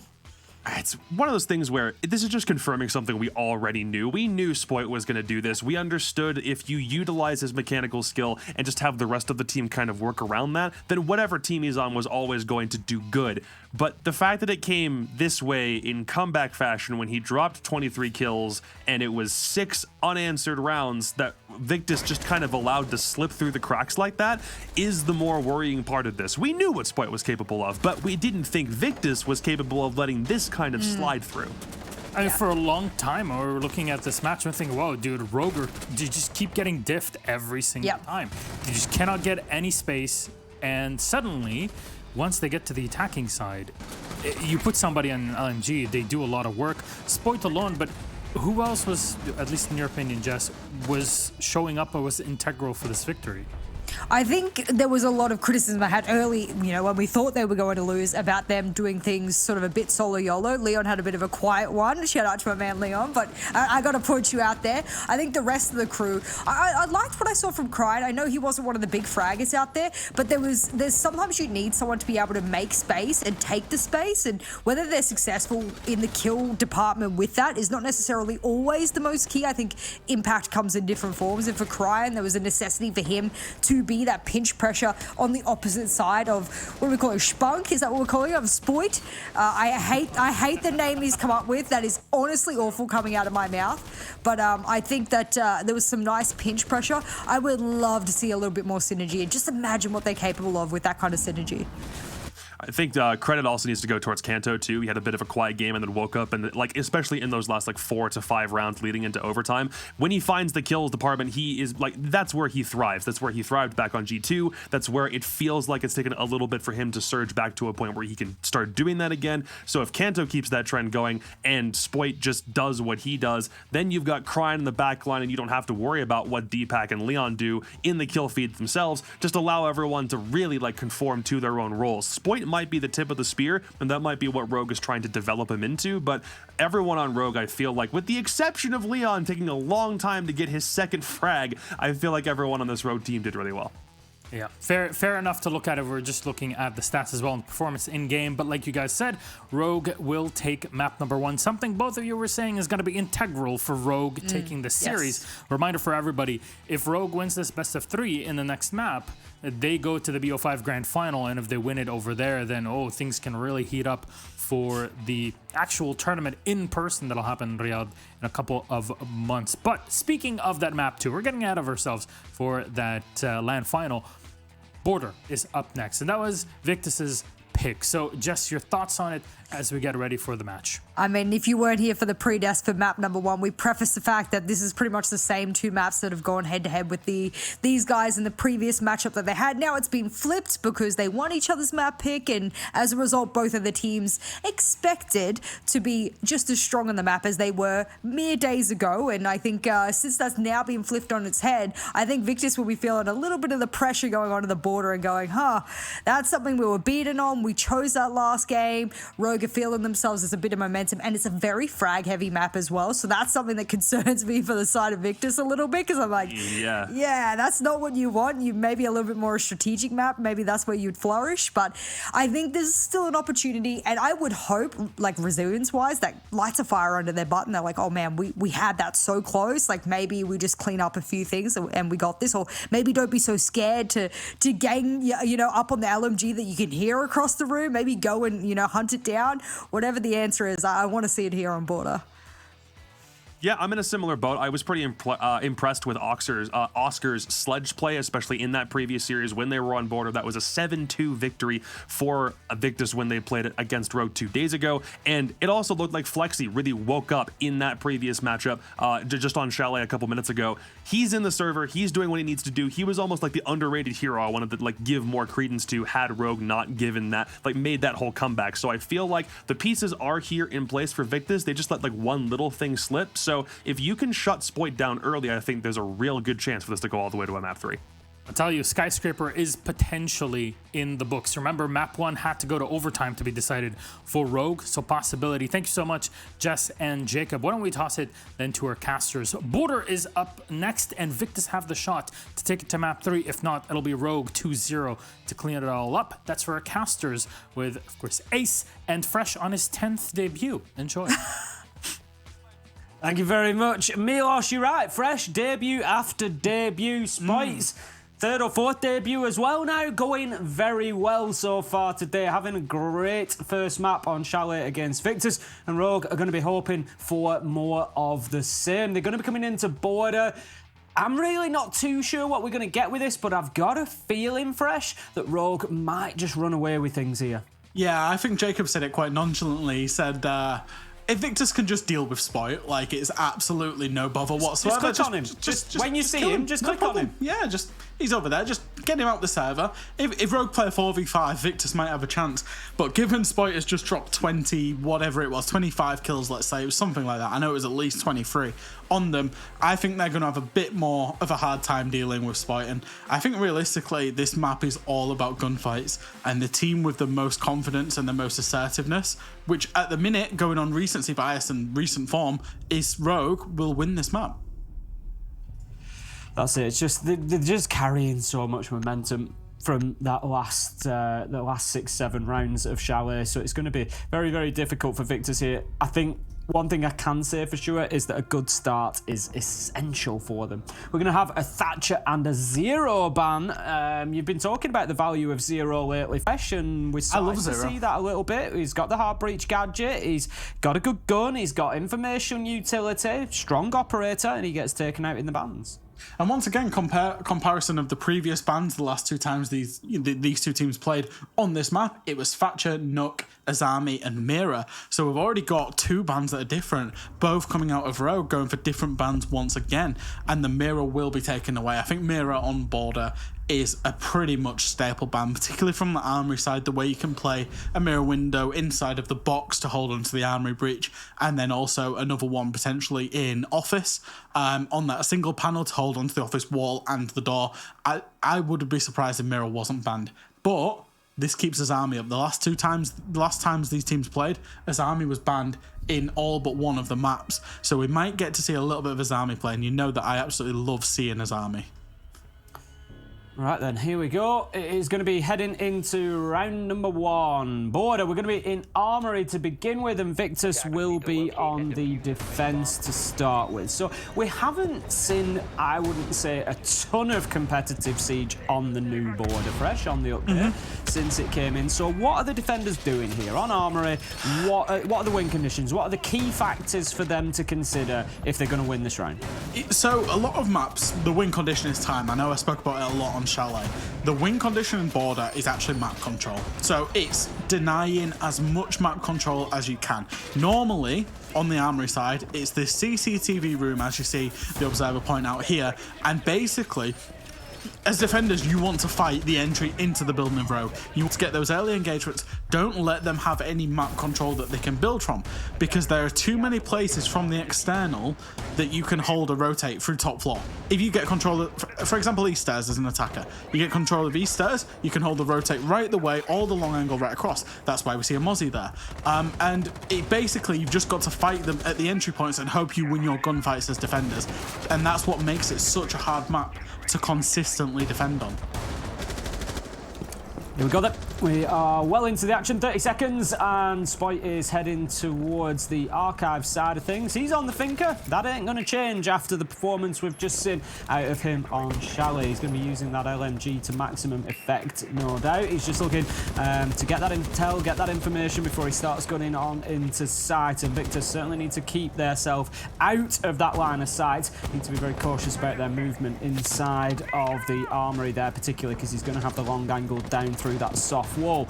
Gonna relocate a little bit. He did have a second man with him there. I think it was Leon that was just with diffuser in hand, so potentially looking at an archives door plant here fresh. I think so, given the way that the gun 6 and the location. So for an archives door plant, you need to have east stairs control, you need to have the window control, and you need to hold that soft wall from behind Leon. Leon's just going to waltz in and look to maybe get a plant on the concrete. He's tucked himself in. Now Spoit can completely cover him as the flurry of kills come out from the other side. Victus have no knowledge this plant's going down, by the way, looking at their player locations. They're going to have a panic in about 2 seconds as Leon does get the plant, does get taken out, but it now can be held in a post-plant situation from Spoit, and he's going to have to do it all from that window in a 1v3. Does have an LMG, can just hold mouse 1 and deny the line of sight, but needs to wait for the defenders to take action first. They're going to go out of office window by the looks of the silhouettes at the same time as a push and a smoke canister. Spoit gets 1, gets the kill, confirms the kill, jumps in, confirms the second kill, and the player who jumps out of office window knows where he is and can now play from inside of sight, taking the engagement with the player on the outside who gets the kill. YZN will get the clutch in the end and the defuse coming out. Victus, whew, they just about got away with that one. YZN pretty quiet on Chalet, and then comes out and wins the pistol 1v1 against the red hot Spoit, who had managed to get himself a couple of kills defending it. It was never going to be easy for him. 1v3 on the window. There's a number of options for jump outs there that he had to deal with. It was pretty smart play by him to go in through the window whilst taking that second kill, just change up the angle. He had the information then as the player who was outside came back in. He was pinged out because he was outside of the map, but still YZN able to finish that off, disable the activated diffuser, and get the round over the line for Victus. So a good start for them and exactly what they needed. I think just a little bit of a bookend, a little bit of an exclamation mark after Chalet. Right, that momentum of Rogues is done. New map, new game, here we go. I mean, you know what you're going to get with Spoit, and it comes from a very hard place to criticize Spoit right now. However, I'm going to do it, and I'm going to be very brave. Because he has just dropped a lot of kills in the last map. He did the hard in that 1v3. He got the first 2 kills. In that scenario, there was 14 seconds left, and he had archives control knowing where the defender was, and 14 seconds. Obviously, a defuse takes 7 seconds, so he needs to waste another 7. He could have just backed off deep into sight and won the round. Instead, he took the engagement because he was feeling it, and I'm not going to criticize it too much, but he could have. It was a 100% round win if he'd have just played properly for the round win rather than for the kill. And I think that's where he doesn't have the experience of comp, right? That's where, to an extent, he's still an 18-year-old fragger, and you will get that with him. And Rogue will need to. I guess what I'm trying to say is Rogue need to not get on his back for that, because it will happen from time to time. But he is just that good that he will win you games, as we saw in the previous one. Spoit opening up the door into CCTV there, looking to push inside. There is one that's going to be inside of there, looking for a challenge onto him potentially. There we go. The bullets just rain on out of there. Oscar just working. I think he's underneath in customs at the minute, just cycling around, but the battle is going to be with YZN. Cry manages to find Oscar underneath, and YZN drops down immediately to try and support, or to try and maybe get the refrag there, but he's not going to be able to find the man, and he looks to head back upstairs and prevent this progress from Rogue getting inside. Rogue, of course, attacking on to Workshop here. Skyty managing to find Deepak with a nice headshot there, so that's just going to prevent the bit of progress that Rogue were making, but Skyty gets spotted on a super long range angle by Spoit. Yeah, and that's absolutely disgusting. Obviously, Sky had hopped out to get that kill, got himself spotted, and Spoit just managed to hold. And as I said, there's so many places from the outside of Border on the top floor where you can hold the rotate. Spoit gets an absolute freebie, holding a nice long angle through the whole of the top floor. It looks like Victus have basically dropped off now. They've wasted a minute 30, but they don't have man advantage. They don't have a lot of map control, so they need to release that pressure at some point in the form of an individual play to just push up and try and get some kills. It probably comes in this customs area as Spoit is going to try and take it. Does have a drone in front of him. Bomb located by attackers. 4 versus 3 then. Rogue coming in towards the final minute, just starting to really pressure towards site now. They've got themselves established in the map. Spoit just being drawn there straight ahead of him. Knows that there's one in ventilation, but of course there is always the rotation in between, so knows that it may not be the case as and when he makes that final push. Crying, he's going to find himself inside as well. And Rogue are just struggling to pin down 1 or 2 Victus players, I think, but they just got pinned. 2 kills from Leon, Canto onto fight. I could just see them moving around on the top floor, and it just seemed like it was halting Cryan's progress, and it was like, I'm waiting for these guys to be sorted, and then within a couple of seconds, all 3 were, and that's going to be the round for Rogue. Yeah, a bit of an unfortunate one, but it's once again, it's you get locked into so many positions in terms of Border when you don't fight them at the border, quote unquote, of the map. You've got to fight them on the entrances to the map, and you've got to win it as defenders. And I think you saw there just what happens when you don't is you allow the attackers to get so much drones and map control set up. There's not a lot you can do, and you've really got to make something happen. And it's just defending Border is what I've got to put it down to. And this is why it's such a polarizing map, right? Is that there's a lot of teams that don't like it. And this is why you don't see it inside best of ones, because you take such a gamble when you start defense on Border. Obviously, Victus, this is their map choice. So Rogue had the starting side choice and have chosen to start attack, and therefore will reap the benefits in the first half. Attackers have located a bomb. Going to be going this time to Tellers. As you say, Victor's just trying to get as many rounds as they can, quite rightly fresh. You know, anything they can get is a bonus, effectively. You know, even if they just get Armory locked down twice, they'll probably feel okay with that to then come in on the attack. It just depends how well Rogue can carry that aggression into the defence, I think. You and I have spoken about it before. If the defenders can get up in the faces of the attackers, stop them getting into the map, really battle them at the entry points, that's when Border becomes particularly difficult. And if Rogue are able to do that successfully on defence, having carried a good attacking round in and having that momentum and that sort of confidence in the gunfights, then it could be a problem for Victus trying to work that attack on the second half. But for the time being, it's round 3. There's still plenty of siege, plenty of Border left to be played. Rogue 1-0 up overall, of course, having won the first one. Chalet went to overtime. They were able to fight their way back from 6-2 to get themselves the win overall. And they're going to look to continue that trend here as they've just won the attack onto Workshop, and now they are looking at Bathroom and Tellers. So they're going to need to go upstairs. Rogue going to be wanting... Whoa, Canto very lucky again there, but not the second time around.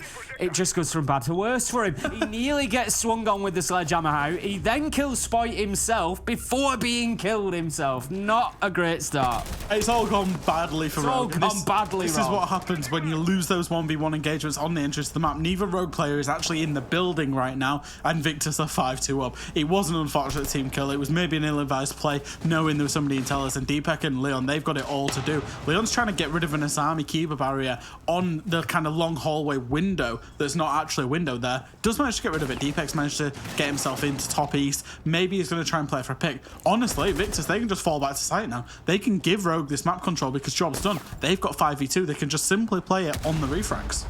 As you said, absolutely nothing needs doing. The more that they peak, the more opportunities that they give Rogue to find a couple of kills and bring it back. 2 versus 3 doesn't look anywhere near as bad as 2 versus 5. So right now, Victus just want to keep themselves in tight little corners, hold those angles, and wait for the pushers to come. The man in sandwich is going to take a little bit of damage there. Flexi just having a chip through the soft wall. Not an awful lot, though, so he'll live to continue fighting. Drops himself down the hatch and gets himself onto site. Leon looking to get aggressive in towards Workshop. Oh, just being a bit unfortunate at the minute, not able to find anybody. Leon with a beautiful headshot onto YZN though. Great reaction, and they do have time. It's 2v4.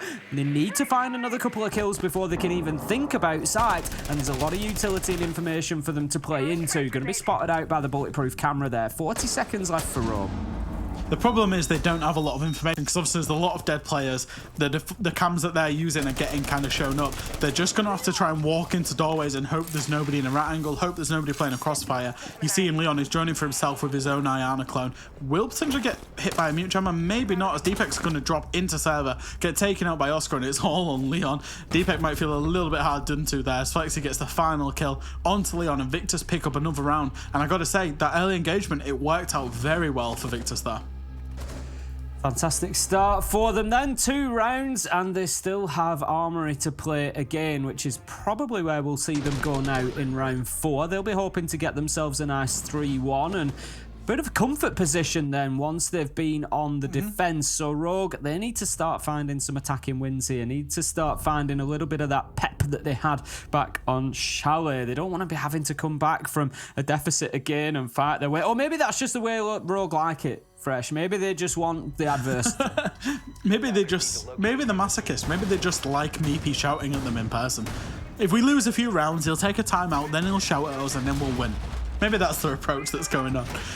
Who knows? Who knows? I mean, the one thing that I did like in that previous round as well was the composition that Victus brought. They brought his army, they brought Castle, they created awkward angles for Rogue to take rather than just the default angles, and it worked out very well for them. This time they've gone away from that, leaning into a much more conventional lineup of Jaeger, Wamai, obviously the mute smoke, and Mozzie. It's kind of information denial, a bit of utility denial, but and a little bit of breach denial, which I think is a very safe lineup. I'd kind of like to see Victus experiment a little bit more. I kind of want to see a lineup that consists of Castle, Azami, a Rooney, maybe Jaeger, and a Frost, for example. Get the 1.5s out, change the lines of sight, and then use the 1.5s back against the attackers. But I guess that's probably why I'm not a pro player, but, you know, here it is.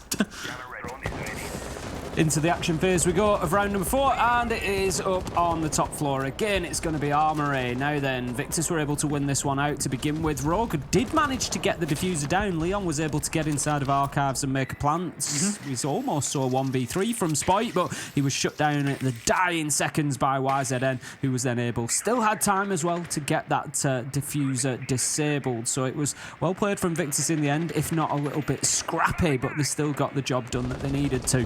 This time, Rogue are looking to build a more conventional push, I think. There's not too much attention immediately towards Archives door. They're just clearing out those default cams, looking to take a little bit of control, get themselves inside a CCTV. They're going to need to kill somebody before they do, though. We've got one of the Victus players just holding hard in the southwest corner there, just making it difficult, but he just reveals himself to Spite from behind the shield, but Spite just can't react in time to get the kill. He's just toying with him now. He's having a little bit of fun going from A to B, and this is where his army would be incredible, by the way, to be able to lock up those line of sights. There's a great drone there by Deepek onto the player on the Mozzie. Knowing that he's locked himself, Deepek's going to push in and I think get himself all the way to bottom east stairs. The Spite does repel in and doesn't get challenged as Leon finds another kill over to Oscar. That was great droning there for Deepek to actually get that information to get that free kill onto Oscar. Rogue, they've got themselves a 5v3. They've only got a minute to play with, but they know where their next target is. Spite, he's going to get the nades out. We've seen a lot of success so far from him. The P comes out. Cry manages to find the kill onto Skeptic. Spite takes a lot of damage there, but will be able to juice himself back up. That's going to be CCTV cleared out as YZN goes down, and Armory is not going well at all. Certainly not a stronghold for Victus this time around. It's 4v1 Rogue in the ascendancy and looking to get their second successful attack here. And Skyty is all that is left between them and it. That and 45 seconds. And Rogue, they're starting to play it carefully, getting the drawn out. They're going to find one man down. Deepek finished off, and Skyty, he is going to continue fighting from inside of office, but it only took one bullet through the soft wall. It was that man once again. Spite closes out the round, and Rogue, they managed to get their second. Yeah, it's a good round from Rogue. They really were ready for the aggression. It was off the back of a great intel game, great pre-placed drones, and they dealt with Victus pretty well. And I think that's what you see on Border is it really is those early fights and it's who wins them. In this particular round, it was Rogue that had the intel, won the early fights, and therefore ultimately won the round. Rogue then leveling things up. The thing is, on the attack, they chose the attack inside, so they're going to be looking for a 4-2 half. You know, that's the default that you're looking for when you choose an attacking half. Rogue have got it to do now because Victus, I think, probably go back to Armory. There's no reason. No, they've gone down to Workshop. Okay. I'd have expected they will use in the next 2 rounds. I think they will use Workshop again. So Armory again. So Rogue have got it up against them really, because they've got that site that is the strongest site on the map, and Victus have already been able to win once. They're probably going to have to go up against that again. They want to win there, but they also want to win here. So there's definitely a lot of work for them to do. Rogue able to win Workshop last time around. So for me, it's not going to be an easy finish to this half for Rogue. They want the next 2. Whether they get them or not could be a bit of a roll of the dice, and I think might just come down to the entry. When they've got those first couple of kills, Victus struggling a little bit from that point on, but if they don't get them, Rogue not always finding a way. It's been a bit of a better split in terms of Rogue's kills going on this game. I know in the last game, Spoit and Cryan had something like 45 kills or something stupid between them. Maybe not that many, I think it was about 35. This time Leon's had a much better start. He's already got more kills in this map than he had in the whole of Chalet, which was 15 rounds. And also Kanto as well. Deepek's still having a rough one, but he does a lot of droning for his team as well. So, you know, it's going pretty well for Rogue. I really do think they've awoken. But like you say, it's that pressure of needing the next 2 rounds. Otherwise, they've not had another great first half. Spike just holding the long angle there from the ventilation units on into security and CCTV, waiting for that rotation once again. He's been teased by it before, and he's just trying to catch them out if the opportunity presents itself. Cryan looking for the challenge into Armory. He needs to be careful here. He's getting himself into a bit of a bad position. He could well find himself being challenged from CCTV and Armory at the same time if Victus play this smartly, but the man inside of Armory is actually just dropped back now, and Cryan's going to send in the Gemini decoy to see exactly what's going on inside of CCTV. Rogue are posturing here. They want to get inside. You can see they're itching, and they are going to start pushing forward as Spike manages to get himself established. That's forcing a number of the defenders back down to site. They've dropped through hatches, and at the halfway mark, Rogue are going well, looking for the top floor control. They know there's one inside of office. The drone was just shot out. Can they get the kill? I thought Deepek was just going to flick his teammate there. He just flicked long and nearly killed 2 of his teammates that were crouching through long. It is going to be that player on the hatch. He might be able to get himself off clear, but he's going to stay stubborn on the hatch looking for those engagements. And will he be killed? No. Flexi manages to find one onto Kanto, and he's still staying up there. I think, is it Oscar up there? I'm not quite sure the particular player, but Flexi's holding the backside onto site. As a flurry of kills come in, Skyty finds one, Oscar finds one, Flexi knows there's one playing on his office window, and it's all gone a little bit wrong once again for Rogue. Cryan and Deepek, once again, they need to make something happen. This is perfect for Victus. They can get themselves onto that security of a 3rd defensive round, knowing that they're going to favour the attack, if anything, so they could be looking at getting 4 out of that. A flawless round to boot, shutting down Rogue and closing out Workshop. And this is what I said the problem was potentially for Rogue. They've lost Workshop, and now they might just face going to Armory again, which Victus have already won once. It's a good site, and it could be a struggle. That said, Victus might choose one of the off-sites. It's looking like Bathroom Tellers, but the option is there. Yeah, I think Victus, they played that round very well, and I think one of the things that they've been doing pretty well on the defense is they've been using a kind of, you might be able to call it bait, but I kind of think of it as like a satellite or an orbit around, you know. Imagine that you've got one player that's the center of attention. That was Skyty in office. The whole of Rogue was focused on killing Skyty, which means because their focus was on Skyty, Flexi was able to get himself up into archives and find a couple of kills and release that pressure, being the kind of satellite player, you know, orbiting around Skyty. And it was really good. It kind of relieving pressure, playing together, and that's what you talk about when you want to see people playing together.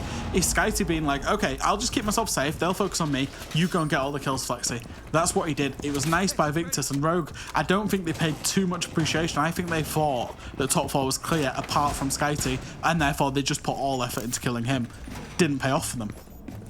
It did not indeed. We're facing now the final round of the half. Rogue with their last opportunity on the attack, and they desperately need this one. They need to be getting a 3-3 half before they head into the defence. We do expect the attackers, and that's why Rogue chose attack to begin with. We expect the attackers to have a little bit of joy on board, particularly when they can get themselves established inside of the map. Something that Rogue have been able to do, really, but not been able to aggress on towards site. So Victus trying to close out a good half for themselves with a 4-2, and they will be defending Bathrooms and Tellers for this final. Yeah, and it's a good side of Bathroom Tellers generally. Teams generally do like it a lot. in terms of you kind of hold on to a lot of vertically. It's one of the sites on border in terms of the basement site that where one half of the site doesn't have any verticality in terms of tellers, and teams can therefore play a little bit extended and cover off the one site that teams go for. And you play across it top floor. Again, we're seeing Castle, we're seeing his army, and it's really hard to play against. You see these awkward angles that Victus have created. Why is it then? He's been able to play along pretty free. He has been pinged out, needs to be careful as Oscar gets a double C4 kill. That is sensational stuff from him. Why is it then will be taken out by Spoit, but that's man advantage already achieved by Victus. Bomb located by attackers. What a great start. They couldn't have asked for any better realistically. 4 versus 3 now. It's up to Leon, Spoit and Crying, and Rogue just really seem to have gone off the boil here at the beginning of border, struggling to get anything going on the attack. They're just going to be hoping to get themselves onto the defense and do something, anything a little bit better than it has gone for them here. Leon working across that top floor. He's got Spoit with him supporting, and Crying moving in from office now then. The Zarmit of Skyte is still inside of office. There comes the peak onto Spoit. Shut down by Crying with a nice trade, but still the damage is done. 3 versus 2, and this just gets more and more difficult for Rogue here. Victus can just take these kills one at a time and trade them out, and ultimately they will win. That was so well backed away by that player on East Stairs. If he gave his life away, this was game back on. Manages to get himself back to site. I think it was Skeptic just from the silhouettes. Once again, somebody has got themselves back up to top floor. It's Flexi. He's going to stay stubborn. He isn't going to be droned. Will find a free kill onto Crying, and it's all on Leon. Will need to take 1v1 engagements. He knows there's one in Tellers, knows there's probably one in bathroom and one top floor. So just needs to find these 1v1 that suit him. He's going to play for the Tellers player first. Does end up getting him. Oscar and Flexi, they need to try and play a pre-fire, and Flexi does get him a crossfire. Flexi finds the kill through the holes in towards Tellers, and that's another good round from Victus, another good bout of aggression, particularly Oscar on that double C4. Going to be heading into the second half then, and Rogue need to do something. They get themselves onto the defense. It is 4-2. Victus with the advantage coming out of that first half and playing fantastically well. Night and day compared to what we saw at the back end of Chalet Fresh. They've really turned up there. They've been getting kills, like you said. They've been playing smart, dropping away at the right times, not over-engaging in fights. Very, very good from Victus here. They've certainly been able to steady the ship, so to speak. So they get themselves now onto the attack. The question is, will this be the favourable side for them? They're first of all going to be attacking onto Armory, where Rogue are going to be trying to lock things down. We'll see just exactly how that goes. Nothing too wild on the defensive side. We've got the alibi pick coming in from Kanto. It's always one of those. It's a little bit questionable. It's always, you've got the shield, which you need. It depends where and how you're going to play it. You can use the decoys are more about preventing people getting in from the building normally. So you can see there one's just been positioned inside the window. Basically, it's kind of like a soft frost map. You can't come in through the window without triggering that and giving away your location. I think crucially, Alibi fits the purpose of what Rogue are going for this map. And I said maybe there's a reason I'm not a pro player, but I'm seeing a lot of 1.5s from Rogue. I'm seeing his army. I'm seeing a Rooney. I'm seeing 1.5s on One and Alibi and shields as well. I think once again it's about changing the rules of engagement, changing those lines of sight, and giving yourself the best opportunity as defenders to take those engagements with 1.5 times scopes. YZN just taking a few pot shots at the barricades there, make sure that there's no peaks coming through, and Flexi gets himself up onto the ventilation unit, starting to open up Passport.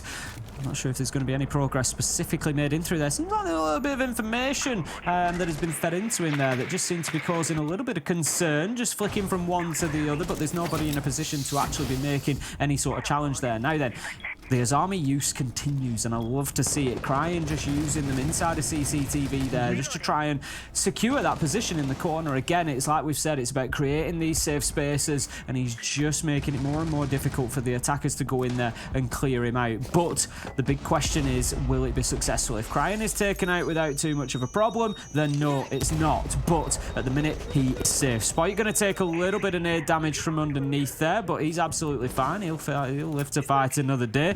And the drones are continuing to try and locate anybody in CCTV, but Victus not making too much progress on that top floor yet.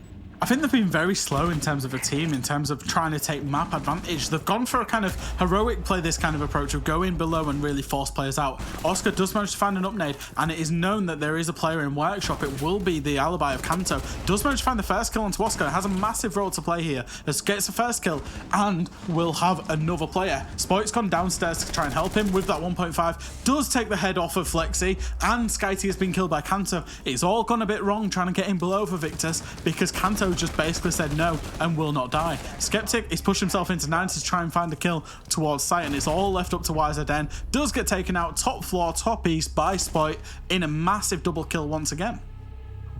A little bit of a concern for Victus there, I've got to say.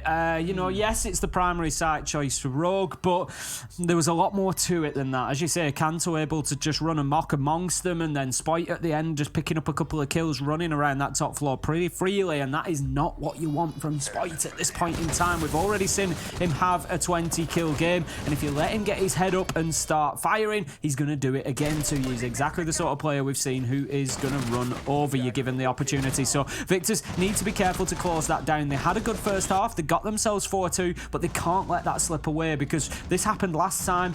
Rogue able to just chip their way back into it one round at a time. They haven't let them get to 6 this time. They brought it back within 1. It's 4-3, and Rogue, I think they're going to just find a little bit of momentum, a little bit of confidence on the back of that round. Yeah, I think so too. They it feels like a misplay rather than, you know, Rogue going out and winning it. It feels like Victus went away and lost that map, and you see teams on border, they get in the map very fast. They get a lot of aggression on the go. They really try and dictate the pace. And Victus just didn't do that. They gave the top floor for free on towards Rogue. They, you know, and they got caught up with dealing with Kanto downstairs, and that's not the best precedent to set on your attacks. You really want to try and force better engagements that are in your favour as attackers, because so many of those engagements are in your favour. So I hope that was just a blip on the radar for Victus going into the next 2 rounds. We've come back to us, Fresh. We've come back to us. It caught me out a little bit. I had to get the old glasses on. I don't wear them for casting the games. I was making notes at the time. I was busy scribbling notes after the end of the round, and I didn't see what was going on. So obviously a rehost has kicked in after round 7. We'll be getting back into things as soon as we can do. Don't you worry. But yeah, you know, very much for me, what I'm a little bit concerned about. Victus crumbled in the second half of Chalet. I think it's fair to say they played very differently to how they played in the first half. And as soon as Rogue sort of put them under any pressure and really put them under a bit of a challenge, they didn't really rise to it. They just crumbled they started losing gunfights, they were giving up map territory, they just couldn't really do much with it. So I'm a little bit concerned for them here, that if Rogue do the same thing, yep, they've got 1 defense, you can write that one off, it's armory, it's the primary site choice, no problem. But if Rogue are now able to pick up, say, the next 2 defenses and get that complete defensive sweep and go back there, Victus at that point could really be on the ropes. It could be a massive body blow to them. So next round or 2, particularly important. The one thing for Victus is they've done more. They've done better than good to get a 4-2 defensive split. On border, usually you're getting 2 rounds if you're kind of lucky as defenders. Maybe 3 rounds at an absolute push. You'd be happy with 3 rounds. To get a 4-2 split on the defense, great stuff, which means it does afford them the flexibility, because you would expect at an absolute minimum for them to pick up 2 rounds on the attack, probably 3, and see this out for a win. So I know Jess says she doesn't like talking about throws, but if Victus do lose from a 4-2 split, it probably is another throw, and I think we saw that, and I wonder how much that one particular round, that first round, will play into their minds of, not again, please not again. So, you know, hope don't do that. And like I say, maybe it was just a blip, maybe it was just a bad attack going into the next round. Obviously, we do have a bit of a technical delay going on, a technical pause going on, so we'll get that sorted. We'll be back into game very shortly, no doubt. Yeah, I mean, you know, as you pick up on there, for Victus now, there is that real mental game element. It happened on Chalet, things fell apart, you were 6-2 up, you lost in overtime, and all of a sudden Rogue bounced back in the first round of the second half, and it starts to get a bit deja vu, doesn't it? You start looking back thinking, you know, we could be on the receiving end of this again, and if that plays into the mind too much, you start trying too hard, you start forcing the gunfights when maybe they're not there, you give the advantage to Rogue in that sense, and Rogue are a team that will eat that up all day long. You know, none of these players, apart from Spoit, none of these players are new to what's going on here. You know, they've all got an absolute wealth of experience with them. And the thing is, it's going to be a good teaching opportunity for Spoit as well, you know, to go through this process of having to fight back, of that resilience, and the other players just guiding him and giving him that information. You know, how do we do this? How do we normally focus on this? And, you know, we know that Rogue are a team that use the mental coaching and everything along with, you know, the tactical side of things. So, you know, he's in a great setup there to learn that process.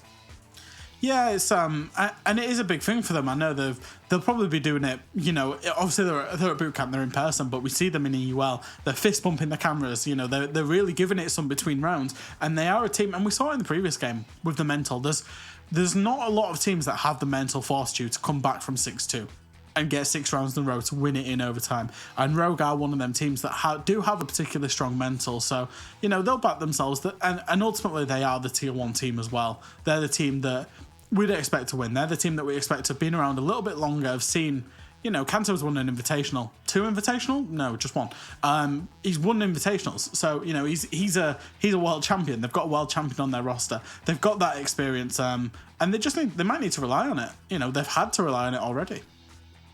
I mean, at this point in time, if you look towards the potential of a third map, you know, it does hang there. It was Skyscraper. We saw Victus play it yesterday. They played it pretty well. They were good on the attack particularly. Wild were completely unable to shut down Karaoke and Tea Room. It's sort of anybody's if it goes to that point. And I think, you know, obviously that's going to be something that Rogue want to avoid. Right now, they're just looking at, right, get this done 2-0, get into the final with Wild tomorrow, and then we can see what happens from there. What's your feelings if it does go to Skyscraper? I feel like Victus would have to ban Ossa. I think Rogue will have seen the way that Victus played Skyscraper yesterday and know how prevalent that Ossa top black stairs on the Karaoke T defense is. And I think Victus would be forced, their hand would be a little bit forced on the bans, which changes the dynamic because it would mean Maverick Thatcher being available one over the other. And I feel like Rogue, they play an exceptional Skyscraper. I remember they beat BDS on it in the regular season. They beat a couple of teams there where they looked really good on it. They looked really considered very decisive. So I feel like if it gets to a map 3, it's going to be hard for Victus, but not impossible, because Victus, they did show really good glimpses on it in terms of, especially the way they attacked. They were able to attack that map very well. Should have actually had a 4-2 attacking split on it. So yeah, I feel like I won't say a 50-50 map if we get that. I feel like Rogue will have the advantage purely because Victus have shown an Achilles heel with that Ossa and the Karaoke T. They've shown that, and Victus either have to take action on it, i.e. let another operator through in the banning phase and ban Ossa away, or they have to just find a way to deal with it, in which case Rogue will most definitely play it, have seen it, and most definitely play it. Indeed. Now then, we are continuing to work on our technical issues as we do. I think we've got a little video that we can play out for you, and then we'll come back to us and we'll see how we're getting on with the game. So you stick around, don't go anywhere. Someone like maybe like Bolo, I would say. I get a lot of comments about him in my comments, and I see a lot of comments about me in his comments, so it's because of us both being content creators, I guess. My biggest rival, I would say, I hate to say it, is Citizen.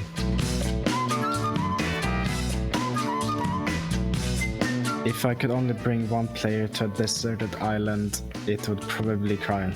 To be honest, he's a funny guy, and that's all I need, to be honest. If I could bring one player to a desert island, it would be Spoit aka Spunky. Just because like he's so young and I need to teach him lessons to survive.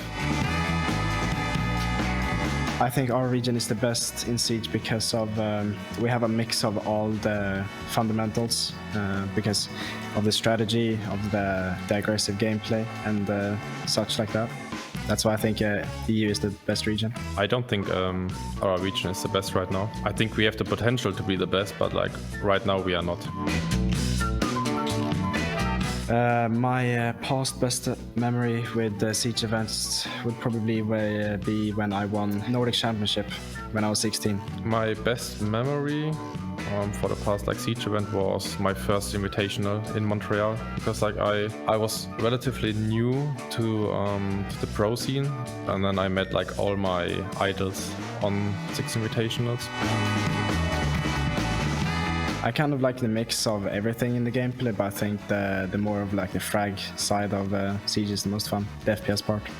What I like the most about the game is the creativity. You can play actually like you want and have all the freedom.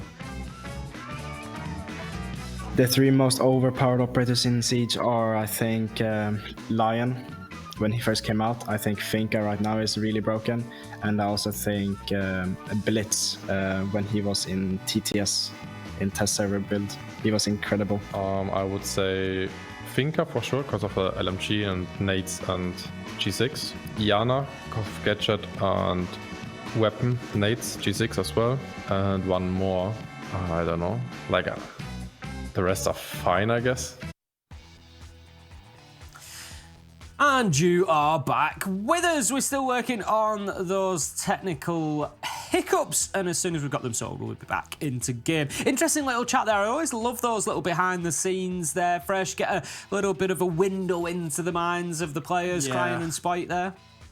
Yeah, Cran's a player I've got a lot of experience with. I teamed with him twice, and I think he is a really good character. And I'm glad that he's finally seeing we're finally seeing the prime of what Cran was like, because he spent so long, obviously didn't go too well at G2, didn't do too well on Chaos, both of the teams incidentally I was with him on, but he's really found a team here that is built around him, that he's allowed to play as himself, that he doesn't have to fit into another system. The system fits around him, and he has a lot of personal success off the back of that. And of course it's good to see Spike, because he is new to the ranked arena, to the competitive arena. He's not new to the ranked arena. No, he's not new to the ranked arena. He's new to the competitive arena, and therefore, it's good to see how he thinks and get some information from him as well. Yeah, it is, definitely. It's good to hear from him. I mean, all I'm hearing there, Fresh, is that you were the problem for Cryan. That's, possible. You're the common denominator. That's all I'm really... The thing is, all jokes aside, I remember Cryan being in Challenger League, and I shouted him up he was just such a good gunner in Challenger League, and I was so excited to see him in EUL, and then, as you say, though, tough start at G2, and I'm just really glad to see him find his position and just, do as well as he is doing on Rogue. It's great to see. Yeah, absolutely.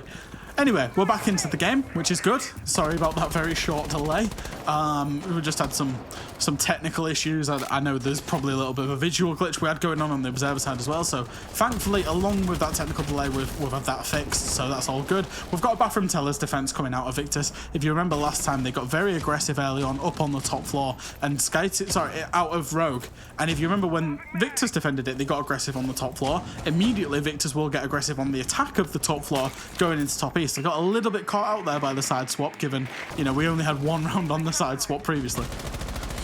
Wazadent taking pot shots through the soft wall there, doesn't find his man. Rogue hidden all the way back in office, so we'll be pretty safe from that. Victus for the time being trying to get themselves established in CCTV, but they're going to get that office wall opened up pretty quickly as well. They are attacking onto bathroom and tellers, so they want that vertical pressure above, they want access to the hatch, and they want to be able to force the defenders back to site, who are going to try to hold on to that for as long as possible. Now then, it's all a little bit of a pause for Victus here. So they've done the early work. That's sort of step one. You've gone in, you've got your breach into office, you've forced a few defenders back out of office. So now it's back into the drones, see what else is happening on the top floor, what is going to stop us, what is going to threaten us when we take that office ground, when we take that map control, what else do we need to deal with? And once they know that, that's when they'll start pushing forward. My worry for Rogue right now is they've fallen off this ground so fast. Victus fought for it so hard and reached the dividend as Flexi walked into the C4 from Deepak. He had it pre-ripped. Flexi had absolutely no idea that was coming. Kanto's managed to get himself up metal and find himself a free kill there as well. He's going to be chased all the way down the hatch drop, and he will get taken back out by Oscar wearing that passion skin. Gets himself down to bottom main. And that's 4v3 Victus. They've got the top floor. They've got a bit of map control established, but they only have 50 seconds realistically to systematically work through the bottom floor with the verticals and get those kills that they need before they can actually make an assault onto site. It's not going to be easy here for Victus. Rogue are pretty comfortable, I think. As you said, they gave up ground very, very quickly at the beginning of the round, but now they've not reclaimed anything, but they've got themselves back to sort of position B, and they're happy, or they seem happy to play from these spots. They've got their angles. They are just now waiting for Victus to make a move. They've got the man advantage, Rogue, and they just need to bide their time. Victus, you can't waste too long. There can't be too much drawn in, too much posturing. You're going to have to go at some point. Deepak's just waiting for that hatch drop to come down. Oscar trying to find anything he can. There goes the diffuser, there goes the hatch, there goes the flank. Deepak and crying. They were quiet on Chalet, but not here. Closing down the end of the round, and that's Rogue leveling things up in round 8, 4-4. Yeah, and I was going into a point to criticise Rogue on the drop-off. I thought it was really not well thought out. I thought it was a little bit too fast. But Deepak's got a massive C4 kill. And Kanto used that as a trigger point to go up and find another kill in the midst of that chaos. And it's all about the entry engagements on border. We've said it time and time again. If you find the first couple of kills, you're almost guaranteeing yourself a round win. And that was excellent from Rogue to achieve those double kills, despite the fact that they'd given up the top floor. Defenders, protect your bombs from being defused. Okay then, round number 10 we are heading into, and now is the opportunity for Rogue to be able to go back to Armory. And this is what I said, as soon as Rogue have got themselves that sweep and they can start over again, Victor's picking one up along the way, of course, but at 5-4 it is not going to be easy for them, because Rogue now, they can be confident that they can pick up 2 of those defensive rounds. If they do that, it puts them on 6, it guarantees them the overtime. So they only need to find one elsewhere. I mean, that's another round loss for Victus on the attack. It's a difficult one in terms of you don't want to start letting these attacks slip out of hand. You know, another good advantage for them that they might let away. Rogue, they're going to go to the top floor, and once again, I'm liking the Azami, I'm liking the 1.5s on the Wamai and the Alibi. I think Rogue have a really good handle on how to play this map, even if they did attack it in a bit of a disappointing fashion in the first half. Straight onto the drones they go for Victus. Skeptic going to be drawn in his teammates, as we would expect from the hard breach support. He's going to go and collect his utility before heading up to the balcony to support the push forward. But trying to get into attack Armory, there's going to be 2 priorities here. One is to know what's going on inside of Office and Fountain, and to make sure that they've got that dealt with, but also to get themselves into CCTV and established. Now, the fact that Skeptic is over on that Office side would suggest that we're going to see them looking to position themselves for an Archives plant here. We've got others joining him from the top of East Stairs as well, so I'm expecting most pressure to come from this east side, but if they don't get any joy, there's always the option to rotate later in the round. It's not a difficult map to do that on, isn't Border? Oscar's just sent a nade all the way through a window over the top of that little kind of alcove that you can see there next to Deepak, and tried to get the nade in for the breach. That's a smart use of the nade there. I know there's some really smart nades that you can get. There used to be some OG nades down the little rooftop skylights as well on this map, so just wanted to point that out as a good individual play. Oscar is now going to look for a challenge into Archives. No, there's a player there, but takes tags and therefore does dip away from the engagement, choosing to save the fight for another day. Values his life in the nades a little bit too much. Leon manages to get away with his life as well. Both teams happy to take the engagement elsewhere, neither feeling that they were in a favourable position to go and aggress onto the other team. Leon just recognising that the attention is coming towards the east side there, so he's going to open up the top of metal stairs, the wall that looks through into Fountain. Again, just giving the attackers something else to think about. There's another angle that they can be challenged from. Now, that could be an important draw on Oscar, just spotting out the Mozzie of Deepak underneath. He did damage with a Nitro last time. He's probably not going to get the opportunity this time. The question is, what do Victus do about it? Kanto's gone down to support, because there could be a little bit of a Mozzie hunt that goes on after that, but for the time being, it looks like Victor's pretty happy to just leave him down there in the cold. Rogue have done a really good job at denying quite a lot of map control and denying basically and not losing their lives because of it. It's been very good from them, as Victus have been worrying about people below. And there's only 30 seconds to go. This is going to be an absolute bloodbath as they go in for the execute. That's an important kill. Deepek gets the first onto Flexi. He was the one that was sent underneath. Just one man. No opportunity for a trade. YZN does manage to find Cryan, but Kanto coming back to site gets Oscar, and Spoit manages to find YZN in that direct trade. It's all up to Skeptic. He was in a position to put the diffuser down, but Spoit getting the kill onto his cover. Skyty goes down, and it leaves now Skeptic fighting for kills. He's going to down Spoit, but he can't confirm the kill as Leon manages to close him down, and Rogue level it up once again. 5-5. When I say Rogue have a very good handle on this map, they actually have a different identity from a lot of teams. A lot of teams really fight for the initial map control, but Rogue kind of settle a midline of where we will allow the attack to take this map control, but our key win condition is not losing lives. Let the attack take the map control, but we save our lives. And then we play these very late long angles with 1.5 times scopes. As you see, Spoit take an engagement there, Deepek was downstairs. All those lives ultimately mean that when the execute comes in, they've got enough utility, they've got enough guns trained at the execute and can fight it. I really like this from Rogue because it's not the norm that you see on Border, but it's working so effectively for them.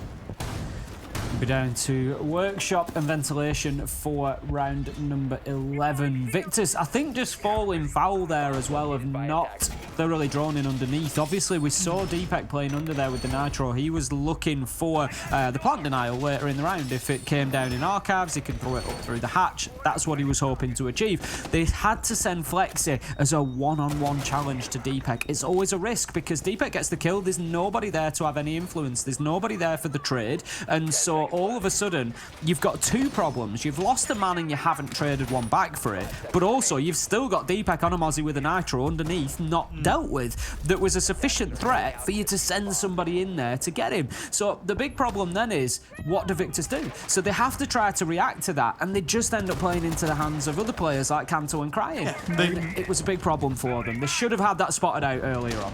They get way too concentrated on, you know, Deepek, even with a C4 below, is only going to get one. The plant can be retaken, etc.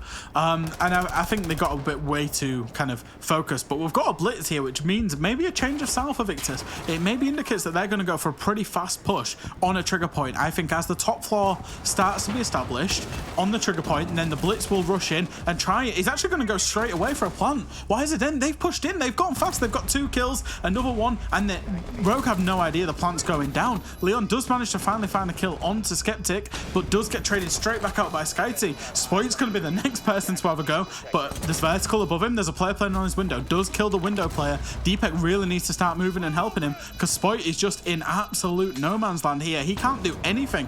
Deepek needs to try and retake the vertical, but I don't think there's many players playing up there now. All the players have gone laterally. Flexi and Oscar, they finish it off, and a fast play from Victus that paid dividends from them. They've decided we don't want to try and systematically take you apart. We're going path of least resistance. We're going to walk in, we're going to plant, and this round's going to be over within a minute. They got away with it. They certainly did. Rogue not ready for it, and they find themselves now in a position of fighting for overtime once again. Chalet, of course, going to overtime previously. Rogue having, again, to battle their way back to get that opportunity. Can they do it again? That is the question, or is all this fighting back going to be taking its toll?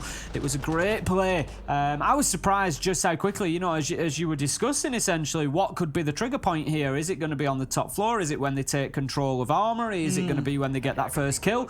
And as we're discussing that, Skeptic's already in and putting it down. Like, there was just absolutely no concern. It was, I mean, it was a really weird defensive setup, I think, in terms of, I didn't fully see the top floor setup, but the fact that I don't know if the top armory walls were reinforced or not, but they were just sledged into. It might have just been a sledge into the door, but it was a very fast trigger point. And like you say, great communication. Skeptic was in with a plant. He had 2 players downstairs covering him, and then there was 2 players who just walked into armory and took the armory verticals as well. It was a nice, I call it a cheese play, right? It's a cheese round. But Victus, that's all they need to get themselves on match point and secure overtime, because the tide was very slowly turning in Rogue's favour, and they've managed to break that momentum. They're setting up that bottom floor once again. Rogue choosing to double down. They know they're not going to face a rush in the same manner, or they would not expect so. There's no blitz on side, so I don't think that will be the case. Victor's going to play this a lot more stock standard on the attack, which is going to be trying to take control of armory and top floor, and then look to get inside of site and get that plant down. So a little bit more sort of confidence from Rogue here. Sorry, over in bathroom and tellers. Going to be much the same. They're going to try to get hold of office instead. Rogue were quite liberal really in how they gave it up last time. There was no real rush, no real need for them to stay there. Victus got in, just put a little bit of pressure, and Rogue dropped back to site. It wasn't anything too drastic from them trying to hold on, but there was an important first nitro, not something they can necessarily rely on again from Deepak.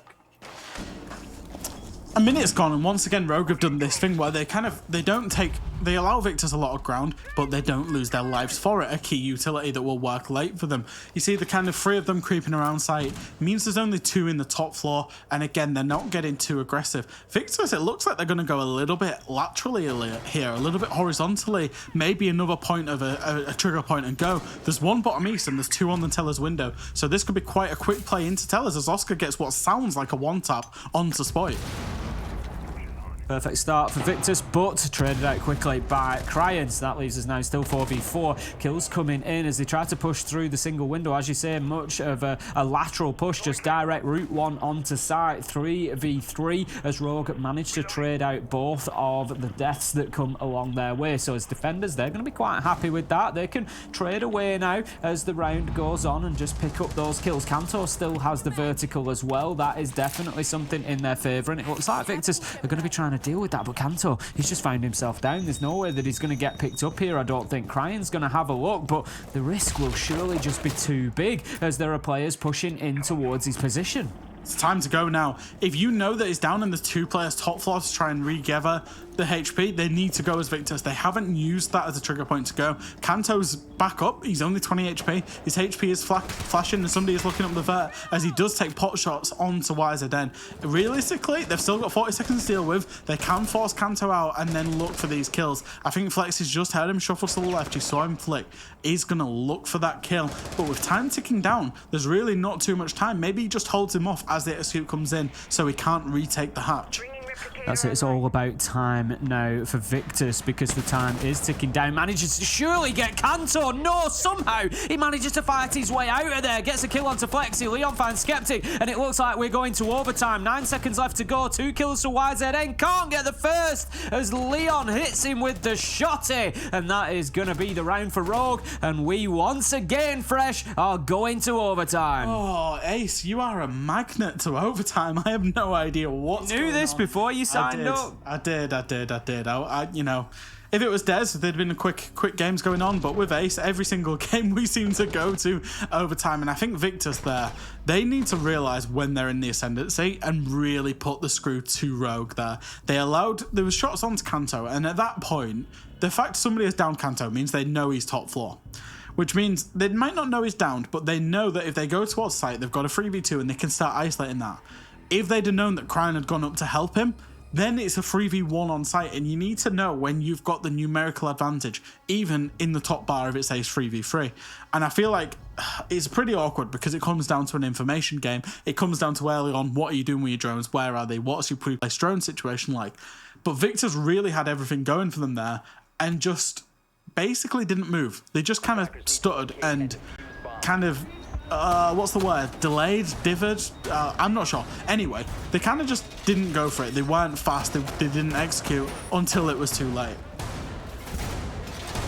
Gonna have to make sure that it's not too late this time, because too late, Fresh, will be too little. They're gonna find themselves out of the tournament if they cannot get this done in overtime. Rogue are on the defense, which doesn't really play into their hands too much. Of course, it's been a little bit of a struggle for them, but they did manage to get 4 of them done, so we'll see if they can continue doing it. But for me, Victus, I don't know. I feel like they're gonna bring something here. I feel like we're gonna see that little bit of pep, that little bit of pizzazz that they need, that they've not been able to get the rounds over the line. I think we're going to see a slightly different attack inside.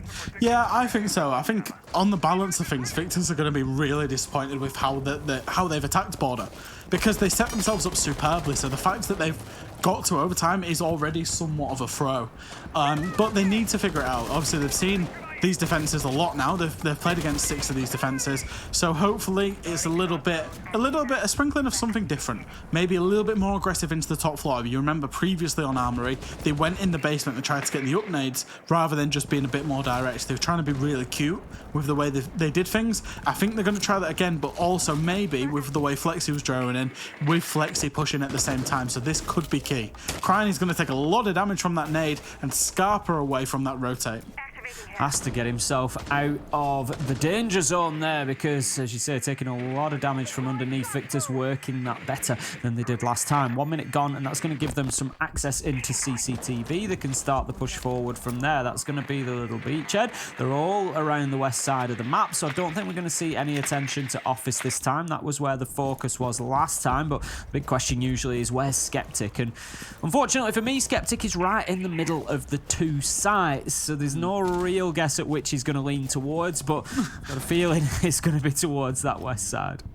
Yeah, I think so. It's it's more than default. Deepek, once again, he's in the bathroom. He's going to get droned out, and there's going to be a player pushing with the drone, which means he's in a very hard spot. But Kanto drops, and it's Trade City going on. Oscar manages to get the kill. Kanto gets refragged back out, and that's advantage Victus. The fact that Oscar's escaped with his life, Spoit's not dropped, and of course Cryany's very lit from the nade that came in at the start. This is great advantage to Victus now. They just need to take that map control and then now start working for a plan. They can go for either side that they want, as you say, probably Armory now, given the map control they've got, and then go for the breach on that B bomb.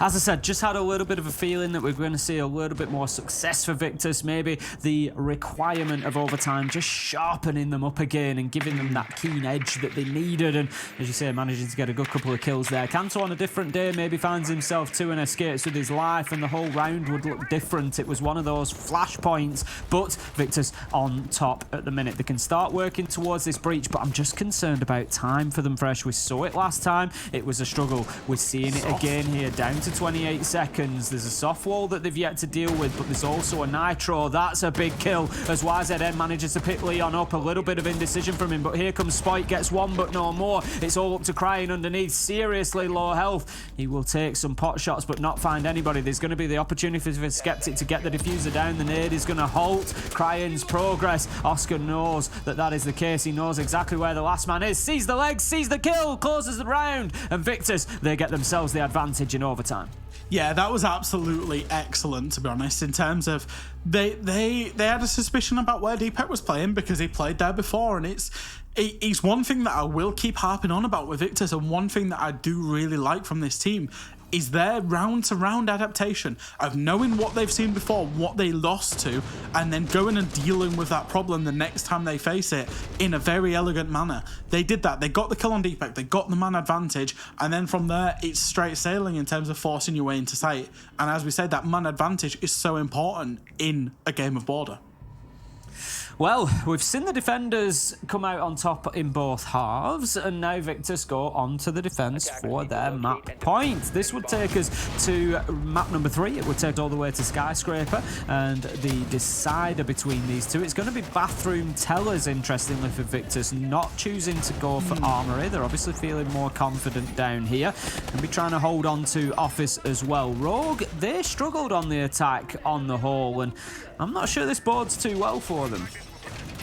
Yeah, it's I feel like they really need to set themselves up with that first defense there, because obviously we spoke about this on Chalet, is when you pick a map, you usually start on the non-advantageous side in regulation time, but in overtime you will start yourselves on the advantageous side, which means Victus chose this map. They had to start themselves on defense, but then in overtime they got to choose the starting side and chose attack.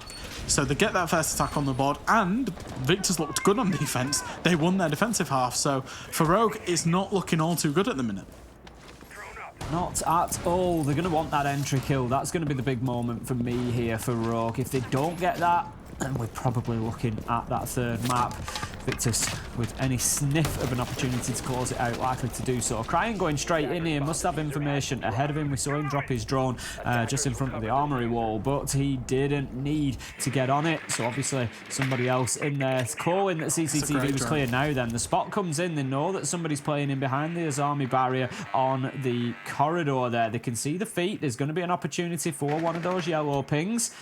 Just making sure that there's no camera or observation, I think. And Deepak's just waiting for his moment here, and he will no doubt take the shots across there. Is he going to open the castle barricade and go in and look to challenge onto that from east stairs, or is it going to be across the balcony?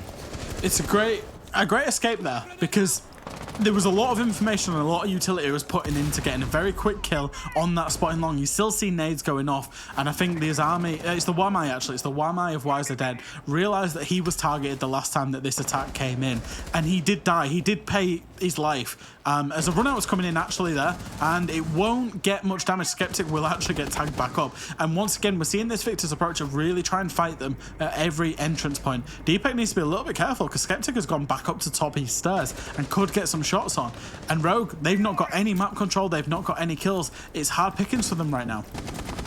Nade goes out. I was going to say, I'm not sure how well timed it was. Just a little bit of a long fuse left on it, but Skeptic already damaged, couldn't get far enough away. Caught in the radius and closed out for the round. That's going to be Skeptic down, and that important entry kill that I said Rogue needed, they managed to secure. Deepak closing out the castle. Skyty manages to find Spoit, but Leon is in there for a trade, managing to find Oscar and continuing the push forward towards office. But the Azami Kiba barricade just takes his attention, and the kill comes in from Skyty. YZN, Flexi, it's looking good for Victus right now. 3v1, 3v none as YZN finds the last man, and we are going to a third map.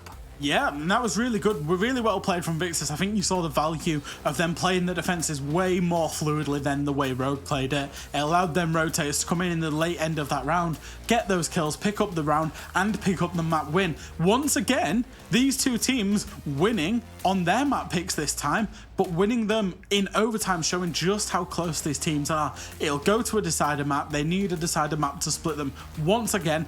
Previously it was Cafe. This time it's going to be Skyscraper. Just what a weird turnaround. Like you say, this time they pick each other's maps that they picked in the first, but yet still both come away with the wins on the same. It doesn't matter who chooses them. The same teams have been able to get the wins, neither of them able to overturn or find any difference. But coming into Skyscraper, where I had a feeling at least that this could be a tough one for Rogue, because Victus were very good on the attack. You've obviously explained about the Osa already. We'll see exactly how that shapes down in just a couple of minutes. We've got a quick break for you, so don't go anywhere. The desk will break down border, and then we'll be back for Skyscraper.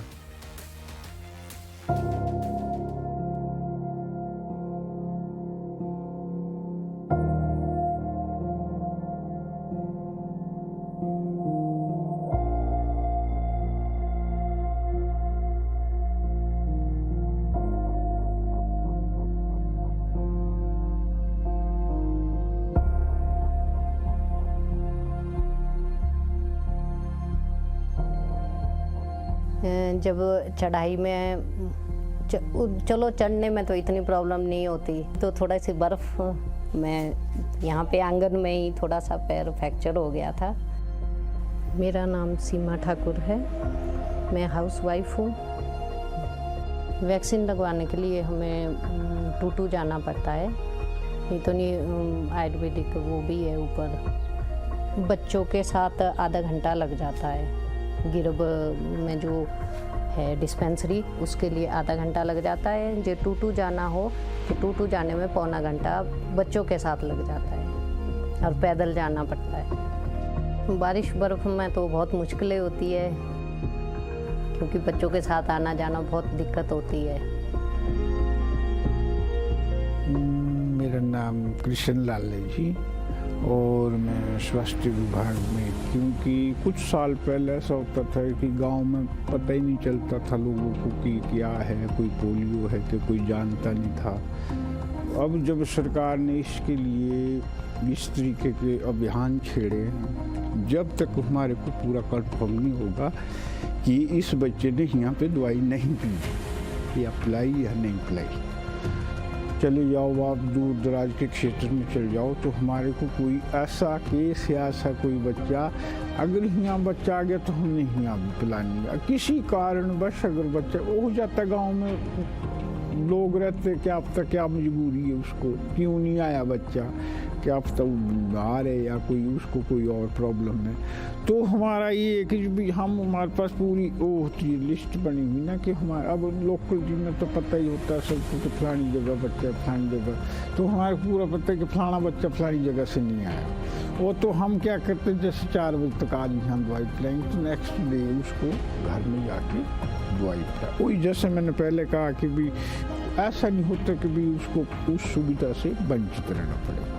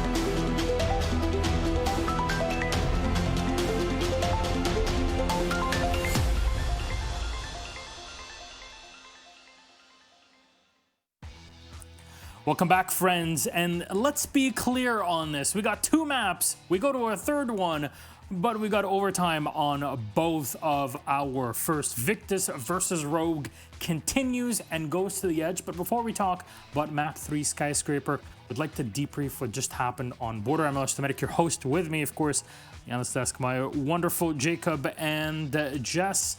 Friends, what just happened here on Border, Jacob? I mean, other than what looked like a potential comeback, again, from Rogue, this time it felt like it was stifled just a little bit more. And dare I say, it came down to a little bit of creative Izami use, something that I've been looking for this tournament to really give us a little bit more of like an initial showcase on. Instead, that entire last round is predicated on what happens when you use those Kiba barriers in really like creative or off-putting ways to distract your opponent from what the actual layout of the map is intended to be. Victus had a really good first half like they did back in map number 1, and that felt like it kind of set the pace. So for Rogue, the key here is to really try to avoid a slow start heading into the third map. But as far as I'm concerned for Victus, you just had a better closer here. You didn't have it last map, you had it here. It's all relating to a very strong finish.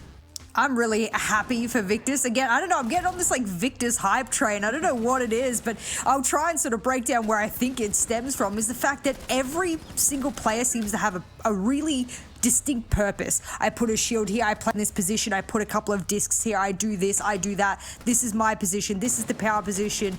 We crossfire here. Everything, especially when we go to top-down view, is really, really obvious. The purpose of the player in that position, the purpose of the utility, and everything on their defensive side. I actually personally would love to know who makes their strategies, because from like a top-down view, especially with their CC setups and whatnot, I really like them. I love their castle setups down hallway. I love their Wamai placements. I don't know if it's the players themselves or whomever, but a lot of that's really high strategic play. I just wish that they weren't a little bit too scared to act upon like information and where the push is coming from. Sometimes they rely a little bit too much on what their role is. You know, I stay behind the shield, I do this. Sometimes they just need to act on what they're seeing in front of them a little bit more, and fluidity and balance on that will come to them in time. And when they've got that, I mean, they'll dominate their defensive, and then hopefully the attack follows. Yeah, I can understand why for a team like Victus, you go up against the Rogue, you know, just hear the name, Spoit's on the other side. Aside from everybody else that's incredibly talented on Rogue, I'm only saying Spoit because it's a big name that everybody will know, no matter what. Everyone wants to hear about Spoit, come on. Naturally. 100%. It's the Spoit show. True. True. So even then, thank you, the Savvy Gaming group that sponsors all of this, plus Spoit at the end of this. Welcome to Spoit Championships.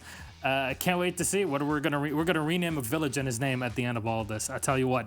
But this was a border, and I want to turn to our third map. And we're talking about, my God, this might actually happen. It just has to start with Rogue taking map 1. We got that, went to border, Victus takes it, we go to Skyscraper. So Jess, what are your thoughts on the map? Because compared to everything else, it is still a more recent addition. Yeah, I think the only real like evidence I have, especially from Victus's side, is that game that they played the other day, the one where I said I felt they were super sweaty on their attack. I actually think when they went up against Wild, that game where it was a lot of aggression from the Wild defensive side and their slow, steady pace about it, actually I felt was the kind of answer to that. Sometimes you fight fire with fire, sometimes that doesn't work. You know, yours doesn't burn bright enough. But for them against Rogue is kind of a mishmash of like, we have strategy, but we also like to be quite aggressive as well. So they're in the middle. I want to see how that like slow, steady pace from Victus is going to work on their attack, because they start on it. So I'm going to throw it out there. I think the first half, even though so far it hasn't been for Victus, but the first half actually will dictate who wins the matchup. If Victus has a good first half, I believe they take it, but that's just based off their attacking half, and their defenses have been a little bit. So they got to win a dominant amount of their attacks on Skyscraper for this to be a good one for them to take it. Jacob, do you want to say something? The only thing I'm looking at is Rogue's record on this map since it was reintroduced to the comp pool, which so far is 2-0. One of them was an overtime victory over BDS. The other was a slaughter against Team Secret, and that Team Secret game in particular is one they won every single attack round on. Now, credit where credit is due, this isn't quite the same Rogue team that we saw from the European League. Obviously, Rips coming out, Spoit coming in, means that you're shifting your entire playstyle over to something different just because of the specialties of both those players. So I'm still inherently giving this to Rogue, if only based on that result. I don't know if for Victus it's enough to overcome, because remember, even though Victus might have had sweaty attacks before, it looks like Rogues are sweatier, and Victus didn't even win that Skyscraper game against Wild from yesterday. So to some people it might be a toss-up. To me, this should still be a Rogue game, assuming they follow the game plan that actually enabled them to win map number 1 today. So I'll give it to them. Well, friends, thank you very much. Let's see if Rogue can steal rounds as much as stealing checks. Let's get into game for map 3, Skyscraper. Enjoy. Thank you, Milosh. And we will be heading into this one momentarily. Rogue versus Victus. Fresh, we're going all the way to the third map. It's going to be Skyscraper to decide. We've had an exciting game so far. Rogue coming back from 6-2 on Chalet to get an overtime win. Border then being stretched to overtime as well. We are maxing out overtime. We've got it everywhere. Are we going to see it again on Skyscraper? Oh, I mean, I think Jess hit the nail on the head. The first half is completely going to determine this game, in my opinion. We've got Rogue starting off on the defense on Skyscraper, which is generally where you want to start yourselves off. But if you remember back to yesterday, Ace, we saw Victus on this map get a 3-3 attacking split on Skyscraper. They couldn't get it done on their defenses. The defenses look very shaky, and in the banning phase, we'll talk about why they look shaky. However, it's all going to be linchpin based upon the first 6 rounds, in my opinion. Oh, absolutely. Victus was stone cold killers on the attack. The karaoke tea was just a no-go zone for the defenders. Wild could do absolutely nothing, and that's usually your primary choice. They were having to go elsewhere just to get rounds. Knock and Maverick are going to be coming out as our first 2 bans. So fresh. We spoke about Ossa. We did. Going to be in play. She is going to be in play, and that was why Victus's defenses were dreadful. They tried to defend Karaoke Tea Room 3 times in terms of their defenses, and Wild yesterday used Ossa so significantly in terms of doing a bit of a direct half clear of just taking control of Black Stairs, taking control of the top of the stairs, cutting the lines of sight all the way down to Geisha, and then planting in Karaoke itself. Victus yesterday didn't have the answer, but if one thing that Victus are very good at is going away, working out what went wrong, and then fixing it. So they've left Ossa up, which means I expect them, even when they get to their defenses, if they play Karaoke Tea, to have an answer, because Rogue most certainly will try it. But we've got 6 rounds going off there, and we're going to start with Rogue on Karaoke Tea. And I want to talk about this site because Rogue actually have a very unique way of playing it that kind of developed into the meta. Rogue introduced a kind of horizontal extension strat using the Goyo in terms of EUL. They first started with the game against BDS,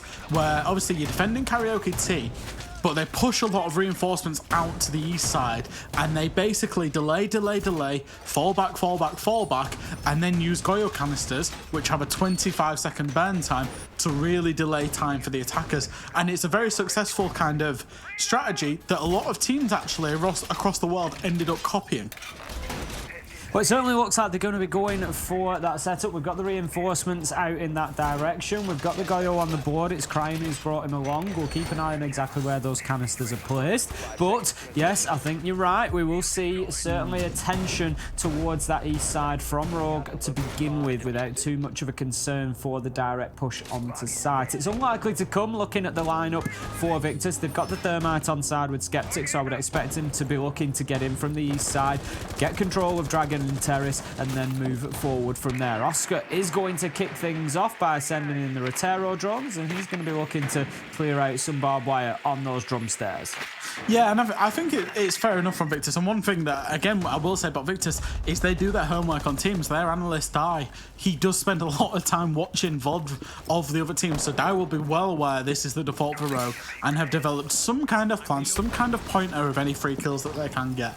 But Victus, they'll be working in from the office side and a full clear. And one thing that I do say all the time about Skyscraper, you can't get yourselves hung up on that kind of Dragon Terrace area in the middle of the top floor. You need to be decisive in terms of taking ground once you've established your initial map control. Step 1's underway. They've got themselves office side. As you see, Rogue, they will fall back to the next layer. So that map control has been established by Victus. They need to now take it fast and then keep pushing through. Otherwise, they will run out of time. They've got a minute 45 seconds, but it does go down very quickly on Skyscraper. Losing a Rotero drone to the Mozzie Pest there might just impede the progress of Victus, but they did see the Rogue players scurrying away. Kanto has been forced back to drum, but Deepak, he's going to open things up with a kill onto YZN. That's going to be the Thatcher off the board. How much of an impact might the loss of those EMPs have, Fresh? Yeah, it's going to be very hard because Rogue are obviously playing the mute as well. So with this clear, you end up trying to breach into the little vault area in T and going for the plant. That's where you want to end up. There will most definitely be a mute jammer there. So Victus are going to have to find another way. Skyty, he takes an entrance and goes through a lot of Goyo canister fire, but does manage to take the area of Dragon. He does get into that area of Drum, sorry, not of Dragon. And that's the next step established for Victus. They've only lost 1 life, but now the hardest bit's coming. How do they breach? How do they get a plant down, and do they have enough time to do it?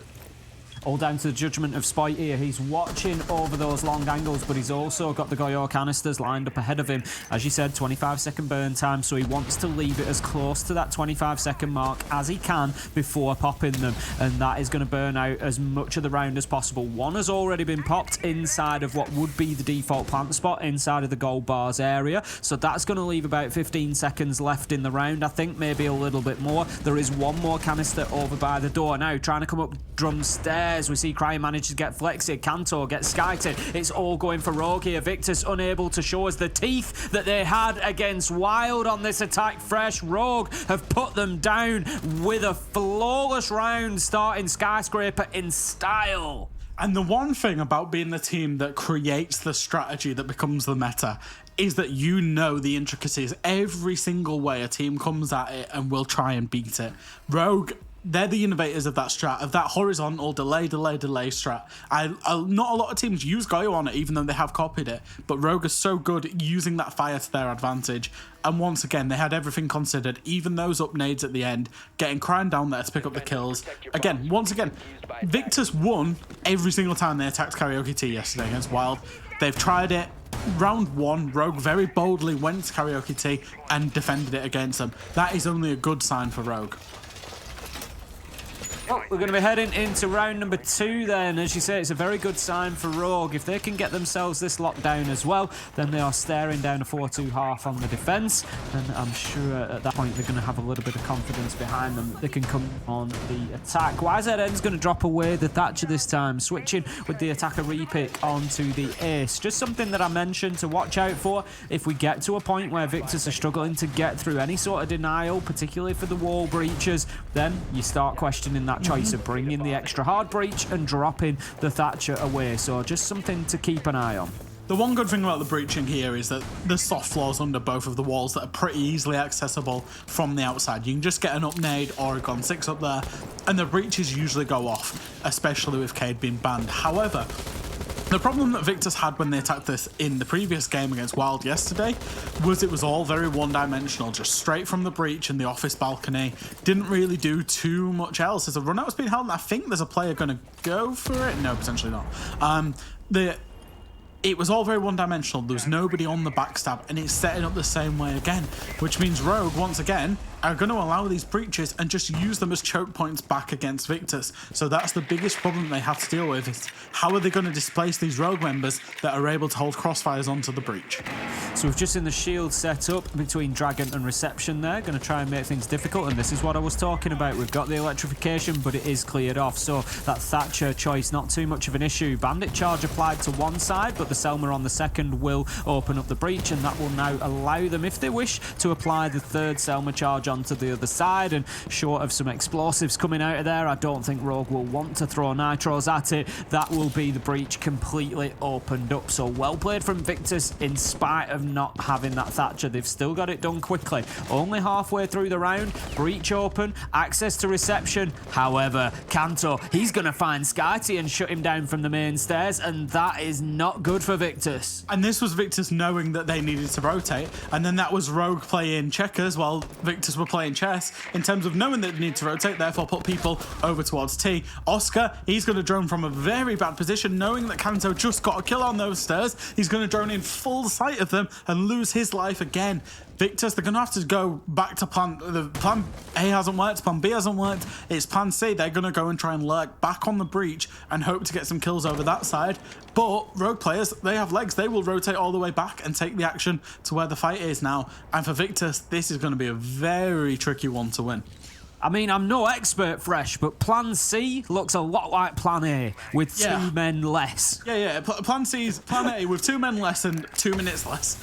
Excellent news. So Victor's going to have to try and get something going here. YZN, he's going for the peek in around that breach. There's one playing on the bomb chassis, but the thing is Rogue aren't going to overpeak this. They know they don't need to. Toxic Babe canister comes out, closes off the window. Leon manages to get the kill. Skeptic in, manages to get the trade, but it's all coming down to Spoy. He finds a kill onto Flexi. Can he get himself another? No, Deepak beats him to it. And Rogue, they close out round 2, and this is not looking good for Victus. They could be on a slippery slope here. We've all wanted to see this team do well, show that they can compete with the big boys, and they've done that. But right now, Rogue are just showing that they've got that extra gear.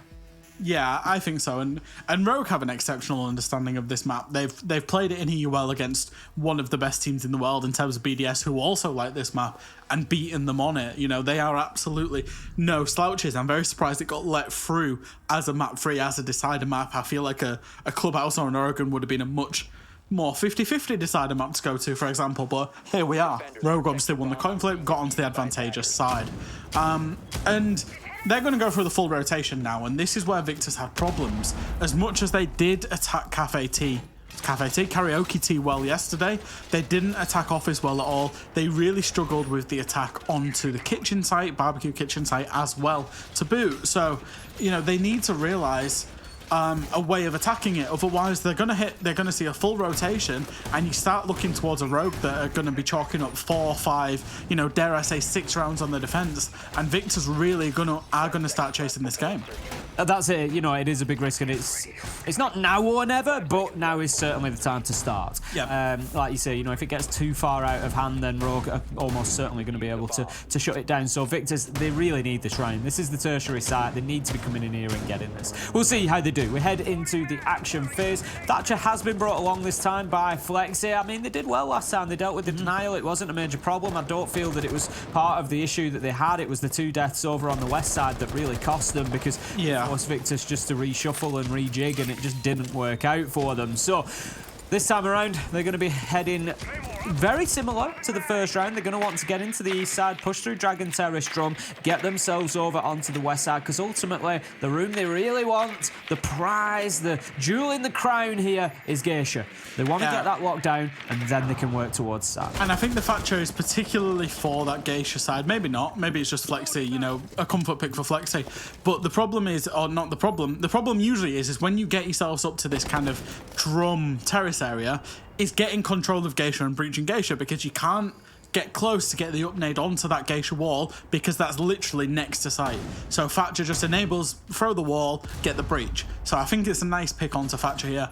Victus, they're making pretty quick work, but there's a pulse on the side of Rogue, which you don't see a lot of the time. Leon will be feeding a lot of information to his team about the precise locations, and that drum area, plus there's an exposed area where Skeptic is right now, is very C4able with a C4 from below. Going to need one of those EMPs to come in from Flexi. That will be the case, and we will see the exothermic just activating. The good thing about the pulse as well in this position, obviously we spoke about the difficulty of using those vertical nades to clear off Geisha. If they try to push in through Geisha, Leon's pretty safe in his position to be able to use that nitro. He's not going to get pushed. He's not going to get pushed away from there, Fresh. He's going to get killed instead, so that's going to leave it. But it was an essential kill. It feeds into what I was saying, because if he's allowed to play in that area, which is very close to site, it's not easy for Oscar to go in and get that kill unchallenged, and he's done very well, because it takes away that threat, and they can now work into Geisha without too much of a threat. If they go in through this breach with Leon alive, they probably die to a nitro. Yep. They've not been too fast, but they have got the map control established. Spoity's going to try a C4. It will miss, and Flexi will shut him down. 5v3, and the vertical's now coming out for Victus. Somebody on Rogue needs to make a big play. Otherwise, Victus will just win it out by trading out man advantage. Not the end of the world for Rogue here. They will keep battling through this round. It is the tertiary site. Let's not forget Deepak low health though. Victus, they need to use this as a springboard. It needs to be a foundation for more. We see Kantor just in a little bit of a wrap spot up on the Boxers there, crying with a beautiful little vertical angle up through the hatch. Gets one, but shut down by Oscar, and Victus are trading out well, but Rogue able to keep themselves in this fresh. It's 2v3. That's the final kill, probably, as Deepak is found out. Thought it would be. Flexi with the double at the end, and Victus calls it down, but there was only about 5 seconds left on the clock, and it was certainly ticking away from them. But that is possibly the foundation that Victus needed to get themselves into Skyscraper. Yeah, absolutely. It looked a little bit hairy there when Crying got the kill on the person above the hatch that was looking to plant.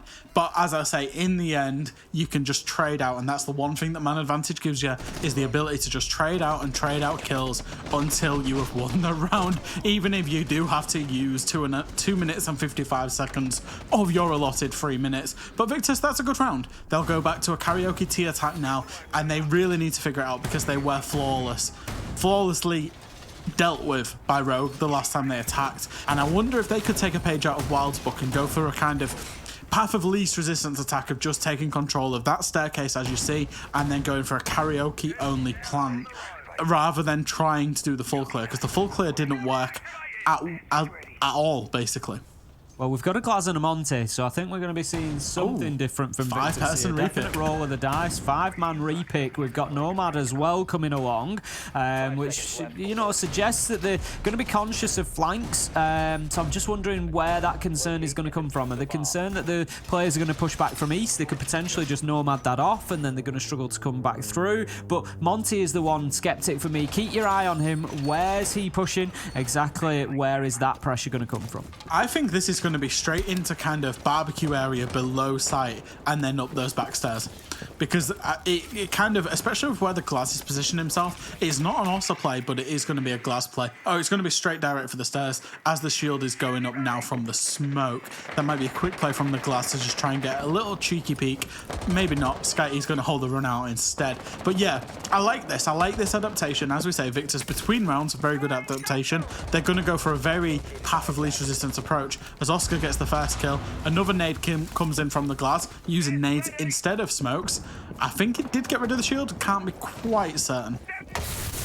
Well, a good start for Victus as they managed to get the entry kill. In goes the Monty. Skeptic getting aggressive. 2 Toxic Babe canisters, all 3 Toxic Babe canisters used. Skyty manages to get Leon with the Glaz, and the plant is already going down. Skeptic has walked in. There's the smoke canister. Beautiful teamwork here coming out of Victus to cover that Monty and get the diffuser down. Spike manages to get one onto Skyty, but it is a little bit of a drop in the ocean at the minute. There is a big problem ahead of Rogue to be solved. 23 seconds and a 3 versus 4 to try and deal with. We see the thinker of Oscar just boosting those players up as well. They've got the extra health from the nanobots and 20 seconds left. If Rogue want any time to be able to do something about that activated diffuser, Deepak trying to fight on the windows. Spite manages to find Oscar, but it's 3v3 and time is ticking down. They're going to have to go for this disable at some point. Have they got the cover in place? No, the Monty is there. He will down Deepak. They are doing everything they can, but the time has gone. The kills are there. YZN with a double to finish it off, and what an attack from Victus. If the standard attack doesn't work fresh, we'll just send in the big shieldy boy.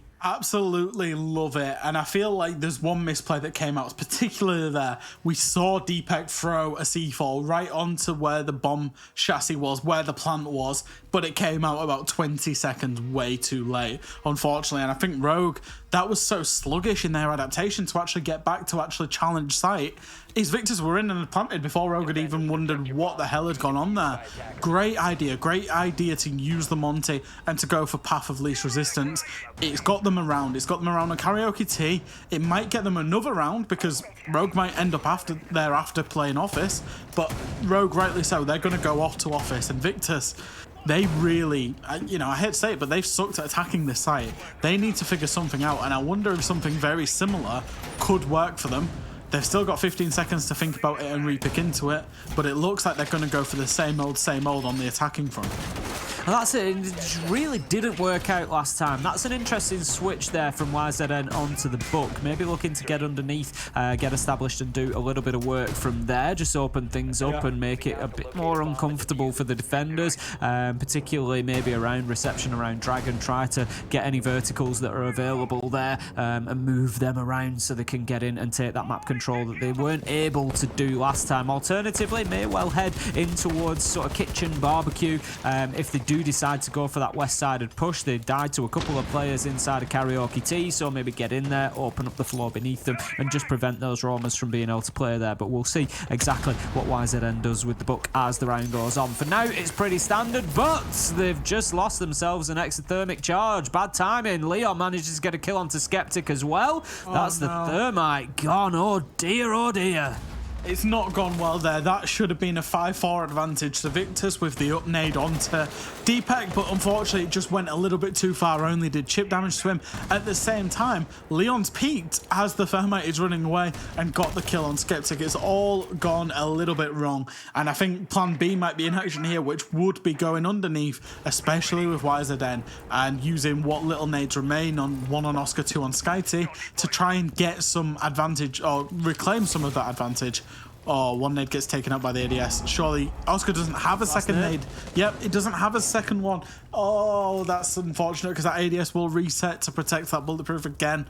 Victus, they just can't figure out a way to attack this site. This is a write-off for Victus here, to be honest. They're going to have to go in and just try and take gunfights. If Rogue play this smart, they're going to now play them into those choke points. They're going to play them into funnels, and it should be pretty easy for them to pick up the kills as they come. But do not write Victus off. We know they've got the ability. We know they've got the gun skill, and they're just going to have to go in and try and roll the dice and win a few fights. It looks like that's exactly what's going to happen as they got aggressive towards the window. SkyT does manage to find Deepak, who was already low health, but Leon onto YZN. SkyT with a second as he gets the trade 3v3, and you know what, Victus might just be able to do something here fresh. This is really a flash in the pan. It's being brought out of nowhere. Flexi with a double, it's 3v1. Somehow Victus have overturned this, and this is going to be one of the greatest turnarounds in a single round that I might have ever seen. Crying, he gets one. It's a 1v3. Can he bring it back to a 1v1? He's going to have to find more kills right now. I'm going to have that diffuser going down.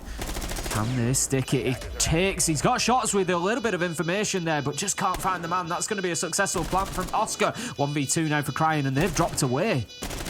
And that's that pesky bulletproof coming in, feeding the information to Crime, but he doesn't have much to go on. They've got away, they've got outside the breach. Does hear the shots, will take the first engagement onto Oscar, wins it, but he's now 1 HP. However, the breach is closed, which means Skyty, he's got to push in. Crime will come off and take the engagement. Skyty runs away and does manage to get the kill on Crime. It got a little bit close towards the end of the round there, but Victus, we were talking about them losing the first half, have now gone 3-2 in front on the attack of Skyscraper. I think that was a little bit of... I think we saw Throg come out there rather than Rogue. That was... Yeah. You get the exothermic to begin with. You get the thermite down. You avoid the nades of Oscar. They've got so little to play with.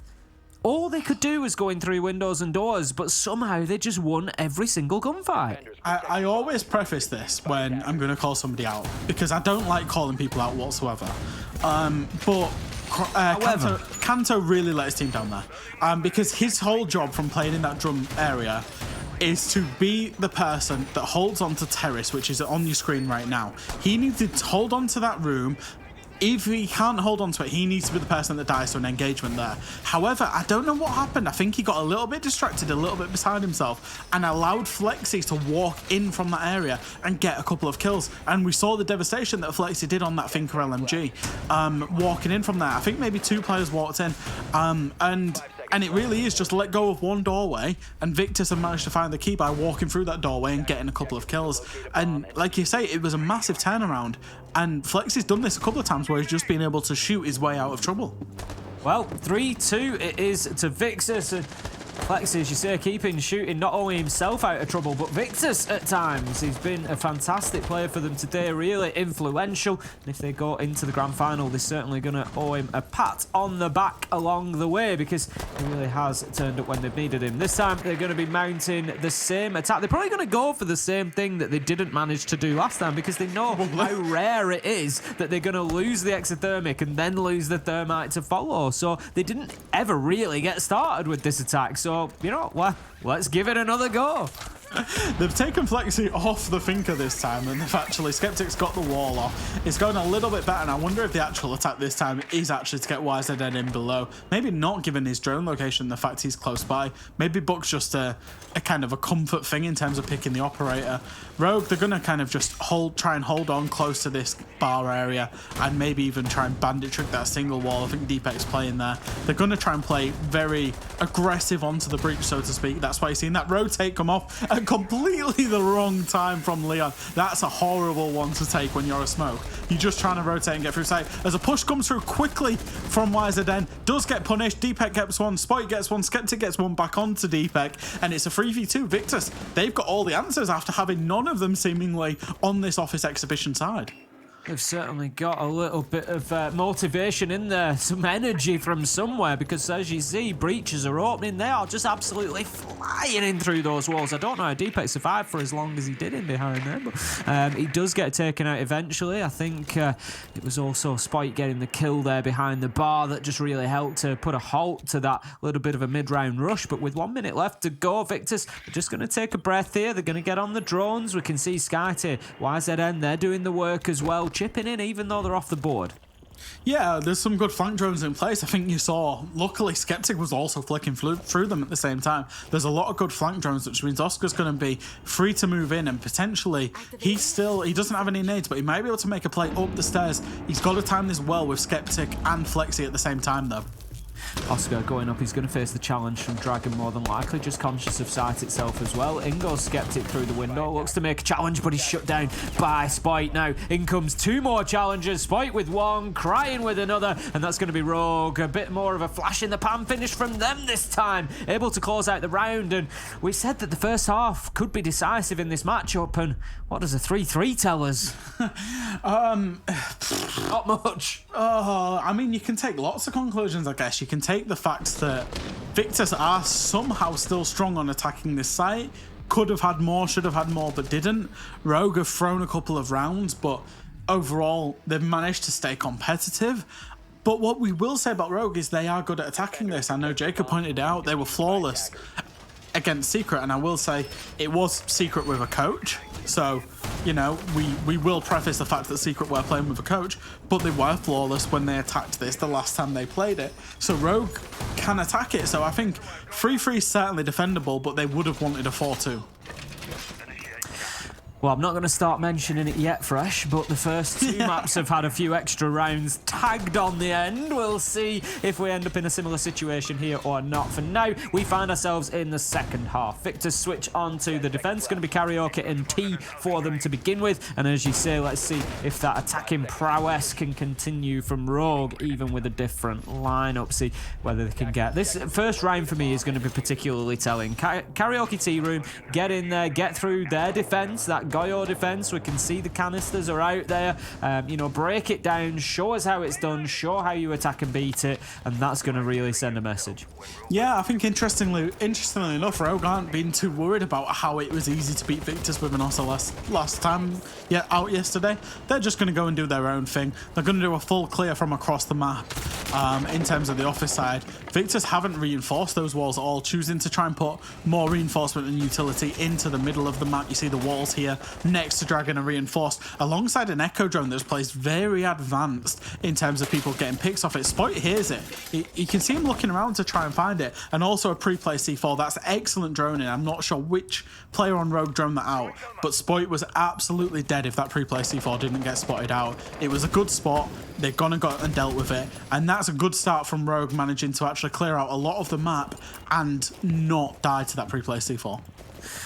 Well, they've got themselves established in reception. Need to push through and clear Dragon out now. They're going to have Skyty to deal with in doing so. They could do with getting the kill, really. There's two men inside of there. They don't want both escaping with their lives. And if they can actually overlap on that left-hand side and get themselves up into drum and get established up at the top, they could well cut off the rotation back to site for the defenders inside of Dragon. It's just whether they can extend far enough round. They're still trying to fight their way past defences that are coming in from Geisha. YZN, they might have spotted one Nitro, but they don't spot the second. Leon taken down. 1 minute 20 left to go, and for so far, Victus are holding on pretty well. Yeah, there's a flank coming off from Flexi here. I don't know if there's a flank drone whatsoever. I don't think Rogue are at all aware that he's been led by an Echo drone, so he's actually been droned in. Cryon's actually getting attacked by the Echo drone, the charge coming out, but Flexi won't act upon it. Will just lurk down below. I think Rogue now know maybe there was a flank drone.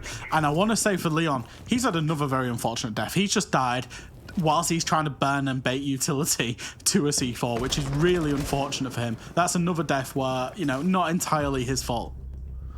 Rogue continue to extend up that left-hand side towards Geisha, but YZM finds a second in the round. It is going to be Spite that was the extension I was talking about, and more kills come in for Victus here. Kantor gets one along the way, but it's 4v2 now, 30 seconds left to go. Victus are looking good to hold on to Karaoke T and get themselves back into the lead on Skyscraper. Rogue now have got a problem that they're having to fight players on both sides of them. Deepek and Kantor have got work to do. Deepek does, however, manage to find Flexi and cut off that side, push the flank coming back from Terrace, so that gives them a little bit of security, but Kantor, he gets found out and closed down. Deepek will have to go 1v3. It's now 1v2, 8 seconds left to go, but Oscar shuts him down. Victus take the first defensive round, and this one just keeps going back and forward. And I think we see on Karaoke T that most teams' Achilles heel when they're defending it is that direct push of just going for Karaoke in that staircase. Because when we see teams full clear across, they find it particularly hard to make inroads once they hit the dragon, the drum, that type of area. And Rogue found the same thing. You know, they play this defense so well with the delay tactic. Victus did a very similar job, but was a little bit more aggressive on the flank, should we say, but the same end result. So maybe one for Rogue to think about the next time they come to attack this Victus. They'll be happy that they got a defense off on it because they struggled to defend it yesterday. They'll move over to the exhibition office and they'll be quite content going into this because, you know, they're looking at 5-3 should they win this time.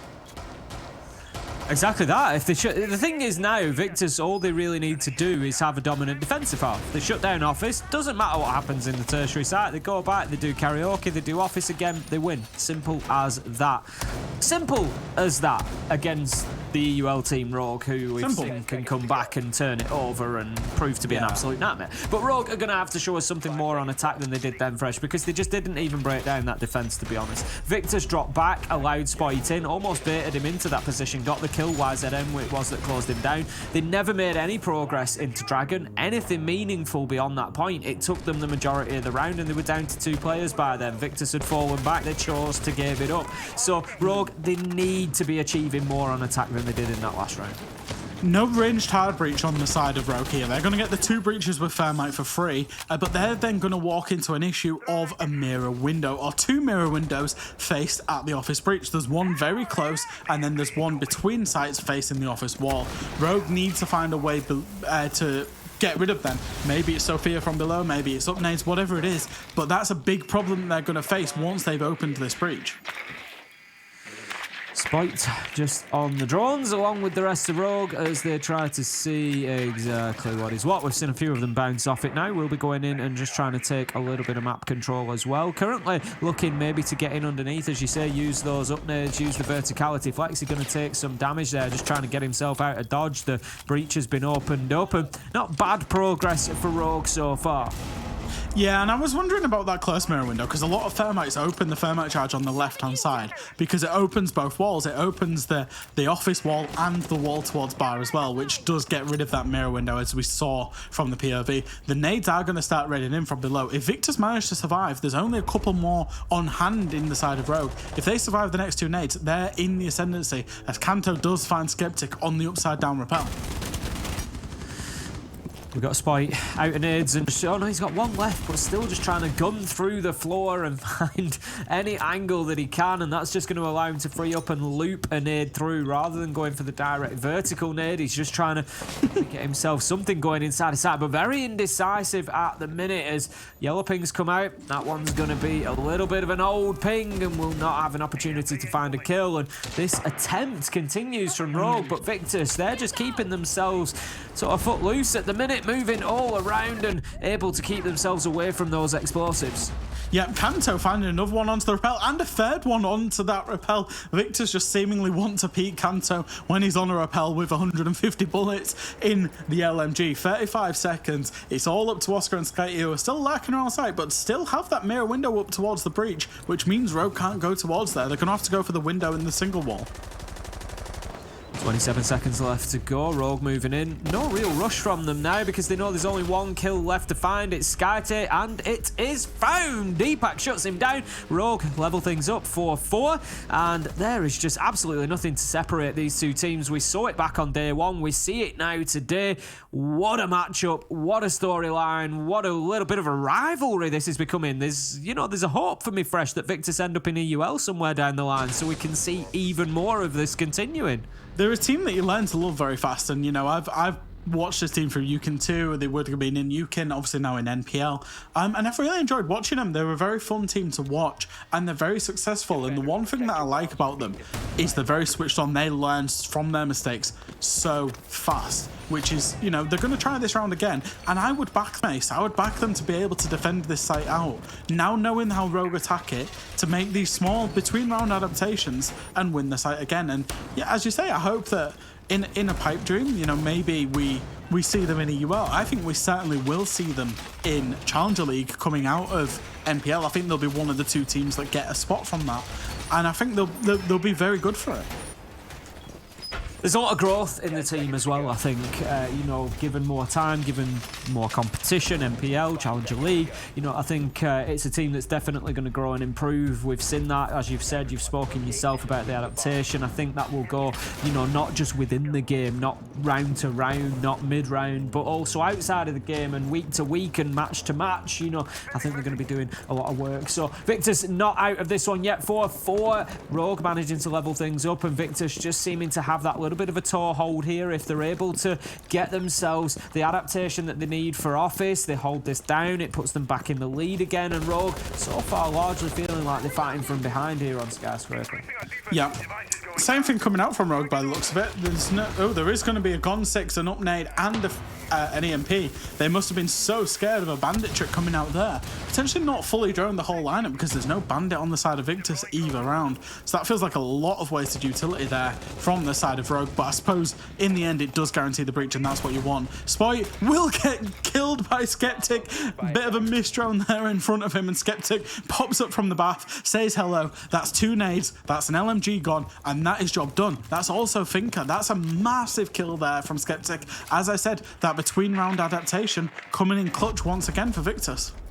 I think that's definitely the definition of getting rinsed out of the bathtub there, as he just absolutely does him. The drone not picking him up, and Rogue are going to learn a valuable lesson from that. In comes the EMP, and that will allow Leon's exothermic charge to open up the breach. But at the halfway mark, there is still a lot of work to be done. The mirror, we get a beautiful view of just exactly how that works when it's cleared off. As long as it's put far enough over, it gets both worlds and takes the utility with it. But 1 minute 20 left to go. They managed to open up the second mirror, so that is all the Black Mirror utility denied now. That's been cleared out, so that is something for Rogue at least, but they need to start finding some kills. Yeah, Leon's going to go very aggressive here, so he will actually get spotted out, and he's now between a rock and a hard place. Might have to jump the barrier to actually get himself back to safety, because there's a long angle being held by YZN. Will actually find the kill onto Leon, and Leon's having a torrid time of things at the minute. Will keep dying to unnecessary stuff, and Skeptic finds another kill. It's now a 2v5. Cryan and Kanto getting the 3k from the rappel last time. Nothing this time. Victus are too ready for that.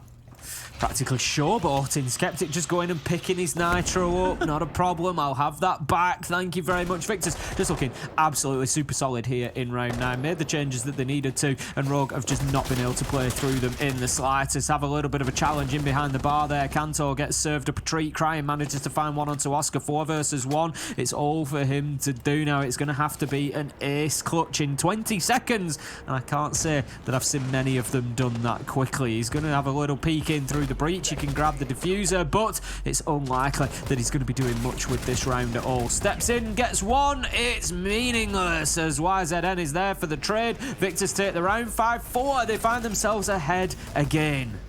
I think that was a fantastic round, and I will keep saying it. I will genuinely keep saying it, Ace. Victus's between round adaptation is one of the best I've ever seen. The fact that they can go away, have been beaten so comfortably that it was near enough a flawless round on Rogue's part to then make 2 or 3 small adaptations and then win the round almost flawlessly back is, you know, it's really impressive stuff from a team that is in the tier 3 of Europe. Going to be heading back over to Karaoke and Tea Room. Round number 7 was the last time that we saw it. Victus got the win here. It was their first defense and they were solid. We saw it. Rogue never managed to make any progress into Dragon realistically until Victus pulled back. They managed to overlap on the left-hand side, get themselves through Drum and start approaching Geisha Door, but nothing that was ever really meaningful for them. Victus were just picking kills up, dropping back, picking kills up, dropping back. It was just jab and move, jab and move, and it was perfect for them. Rogue, they're gonna have to either come up with something different, go for main stairs, use an Ossa, use a shield, do something to try and get themselves directly into Karaoke, or alternatively they have to find those kills in Dragon and Terrace. Yeah, I wonder if they go direct, but it looks like Rogue are going to stick to their guns, and I think this kind of stubbornness is what's costing Rogue at the minute, because I don't think that the full clear worked last time. They're going to try it again, and they're going to go through the motions trying it again, and I'm not really sure it is the play. As you say, Victus was so good at it last time, but let's see what happens. It's going to be fast drone in, fast entry once again, because Victus don't put a lot of reinforcement in the office side, aiming it for more the middle of the map, that terrace drum area. Rogue maybe hoping to just catch Victus out a little bit, but there's just a little bit of dithering here. We've droned it, but we'll send the decoy in, we'll double check, there's drones ahead. You know, you've got 2 operating in the same location there without Cryan moving in. He's going to go now, we're a minute into the round, but it's going to be those gunfights, it's going to be those battles in and around Dragon and how they shape up. It's going to be Skyty trying to hold on to it to Victus, and if he can do it again, then Rogue could be in big trouble. Minute 50 to go, and Rogue, they've established a little bit of control, but not too much. Skyty, he's going to stay very stubborn on top of the Dragon. You see he's got utility to help him in this particular position. Can't be upnaded, and therefore will be very difficult to deal with. It might require Leon coming over to do some breaching on that wall next to Cryan, as you do see, but all the while it's just wasting time, and Skyty eventually will get back away and potentially drop away from Dragon as well. So Rogue, they're coming up with the same problem, but Kanto, he's going to get aggressive towards the top main stairs, does see one silhouette and decides to back off, shooting the mute jammer out to enable the Geisha breach.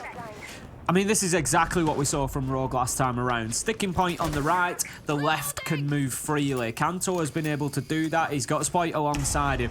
They just lost gunfights last time around and ultimately lost their lives. That was part of the problem. If that left can work better, it may support the push on the right-hand side and get them up into Dragon. At the minute, they haven't been able to progress through there yet. Kanto needs this kill to open things up. He needs to find it. I think he knows that there's a player there, but while that player's there, it's that key thing again. It's time, just wasting time. Skyty, if he dies at this point, he's done his job. He's more than done his job. He's wasted his time. Spoit's going to have a massive thing to say, because he's going to come up the stairs on a backstab late. If he finds a kill, he can win his team the round.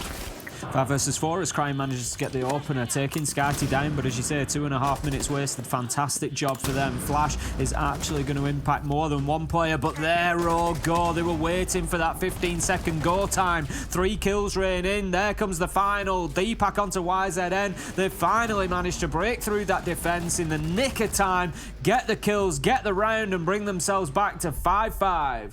Some nice adaptations from Rogue there, and I really like the backstab from Spoit. Managed to find himself a kill. Some great awareness of how the aggression would play out, and like you say, ignore the right hand side, deal with the left, and ultimately I think the Dokkaebi was a good idea as well. That call came in on the close player, which I think was Oscar, I want to say, that was playing close top main stairs.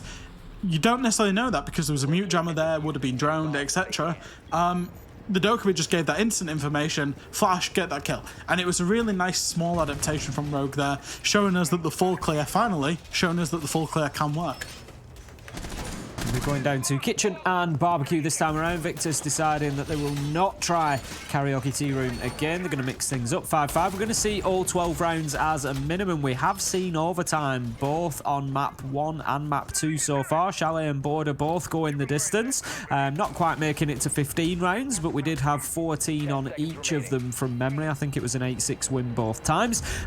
So we could well be seeing 3 maps, 3 overtimes fresh. 3 for 3. I think that might even be a record for me, and that's Yeah, we've seen a lot of rounds between these two teams, and it's not like Rogue is kind of just running around. Sometimes when you see that with a tier 1 against a tier 3 team, where one team is kind of just running around, you could see that, but Rogue, they're genuinely playing this to win, and Victus are right up there, giving them a little, a very hard run for their money, even if Rogue do end up coming out on top. But at this point, who knows, because both of these teams are so evenly matched. It's a toss of a coin. I wouldn't be surprised to see either of these two in the final tomorrow. I think Wild will be looking on and probably thinking, actually, this is pretty good. You know, what a slog to have to come through mentally. Yeah, it's going to take its toll, and then you've got to go in and play a final tomorrow. It's not going to be easy for them, that much is for sure. But Oscar just holding a tight angle out of the barricaded window as it's been opened up from Geisha there. He's going to try to maybe have a little peek out onto balcony, see if he can get any joy. But there's nobody there at the minute, nobody who he is going to be threatening. We've just got a little bit of movement laterally downstairs, but Rogue seem largely to be focusing on that top floor. Yeah, absolutely was it, and he's going to get a little bit aggressive, taking a peek outside of the door, and will be shot up to about 4 shot down to about 40 HP for his troubles. He needs to remember he is on the Wamai, and that Wamai's utility over time is so important, so will back off as Spoit makes a very quick entry towards Geisha. Does see Oscar. He sees, I thought he saw him then, didn't, and then he did. He does get the entry kill onto Oscar with that Finker LMG.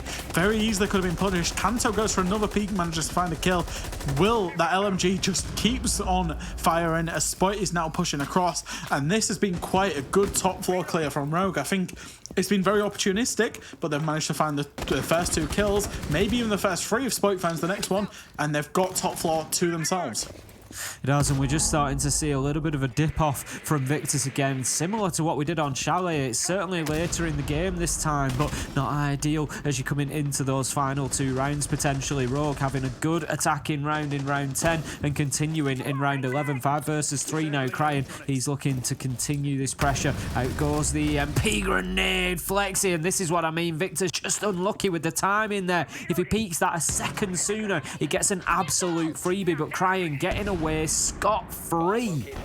There's not much time left for Rogue here. They're going to have to force in sight, and there's been a misdrone on a player in sight here, which might mean that he can capitalize and get an absolute free kill on the Silhouette. He's going to tuck himself back in the corner as Spoit might walk into sight and give him an absolute freebie. Only 20 seconds to get an execute from Rogue's point of view.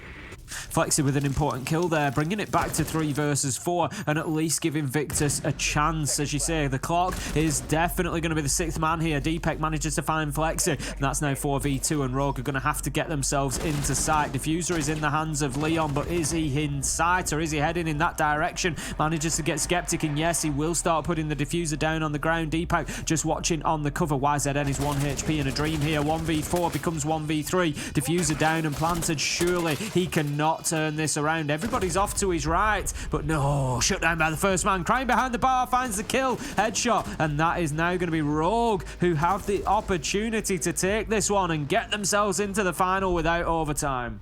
They did fully drone sight. I did say there was a misdrone. They must have caught onto him on the vertical, or however they've seen him. Did manage to get the kill, because that was a crucial kill. Leon ended up getting it in the end onto the player, kicking around his side. That was a Spoit nearly missing the shot onto Oscar, not knowing he was there. But yeah, I think a good attack. They managed to clear the top floor. They got the vertical work done. They got the plant down. When you dry run an attack, pretty much that's how it would go from Rogue's point of view. They now need to go across, and a bold call coming out here from Victus, to go to Karaoke Tea, because they would have had Office available to them and have chosen to go to Karaoke Tea instead, hoping that they can defend it out against the full clear. If you remember just 2 rounds ago, Rogue, they managed to clear this with absolute ease. So I'm intrigued as to what adaptations Victus are going to come up with. Otherwise, they're going to really struggle, because Rogue had the better of them last time.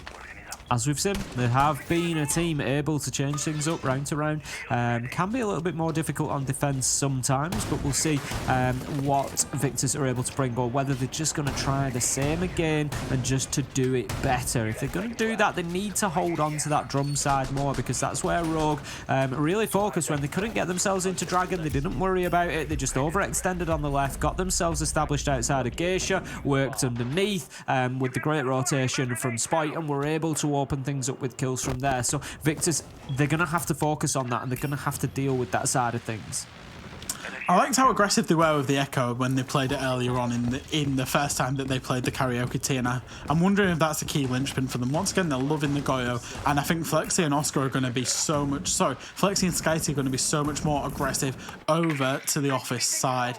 As Rogue look like they're doing kind of a split push here. There's going to be some presence on the repels. Crine, you see the silhouettes, Crine, Deepak, Leon, and they've brought that Ossa as well. So Rogue have definitely changed things up, and it's about how ready Victus are for this.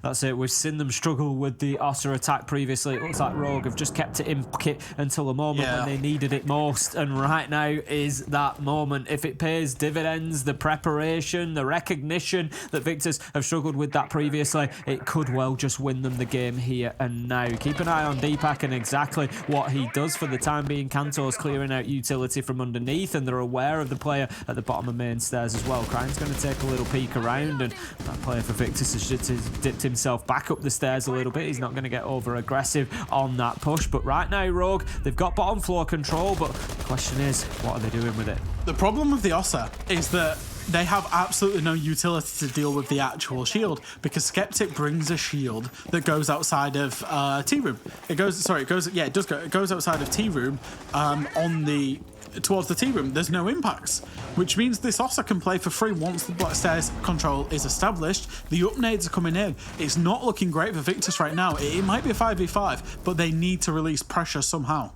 Flexi's going to take some damage there, just a little bit of chip damage, but that could be the beginning of the end for Victus if Rogue are posturing themselves into positions where they can start taking those shots and doing the damage. Deepak going to continue working here, but the shield is still in position and the man is there. As the Toxic Babe comes out, Spite is in position to move up. Smart play. Deepak just baiting the utility to give a free kill to the Finker. 5v4, 4v4 as Flexi finds one. It's going to be a bloodbath as they rush into site. 3v3. Is this going to go all the way to overtime, or Rogue do they lock it down now? Leon, he's going for the plant, but something pulls him away. I'm not sure if there was still an Echo drone, but YZN, he's going to get taken down. No, Skeptic was dead, so Leon obviously just got spooked, but there come the final kills. That's Rogue locking it down inside of 12. They don't have to go to overtime, and the EUL team managed to get themselves into the final, but what a run Victus had fresh. We've got to give it to them. Fantastic performance from them. Yeah, they can absolutely hold their hands up and be proud of what they put in on the server today, but across the whole tournament. They beat Rogue, they went 3 maps against Wild, they came down very close, and then the rematch with Rogue, they got it to a 3rd map. They'll be ruining the fact that they let that 6-2 lead go on Chalet, because this could have been tied up in 2. For Rogue, I think it was a really sloppy day at the office, genuinely very sloppy from them, not what we expect, but in the end, when it matters, they know how to get those round wins over the line, and they got the 2 maps that they needed to advance to the grand final. As you say, when it matters, they've managed to turn those rounds out. We've said, no, they're probably not going to be coming and showing their entire strat book here, so getting themselves through to the grand finals without doing so is a very good achievement for Rogue, and it's just giving them an opportunity. Let's not forget they've got a new player in there as well in Spite. He's done fantastically well, and they're just starting to synergize as a team a little bit more. We've got some highlights for you, and we're going to pass you back over to our beautiful desk, who will break that series down, and we've got plenty more Siege coming for you tonight. Thank you so very much, Tim, and of course, Fresh. Congratulations on your 17th debut. Here we are again, and Rogue are able to bring it across the line. No overtime on map 3. Skyscraper will go their way, and Rogue, congratulations, they go to the grand final. Big things for them will be happening tomorrow as they play against Wild. Very excited for that one, but we're here to break things down after Skyscraper. Just your thoughts.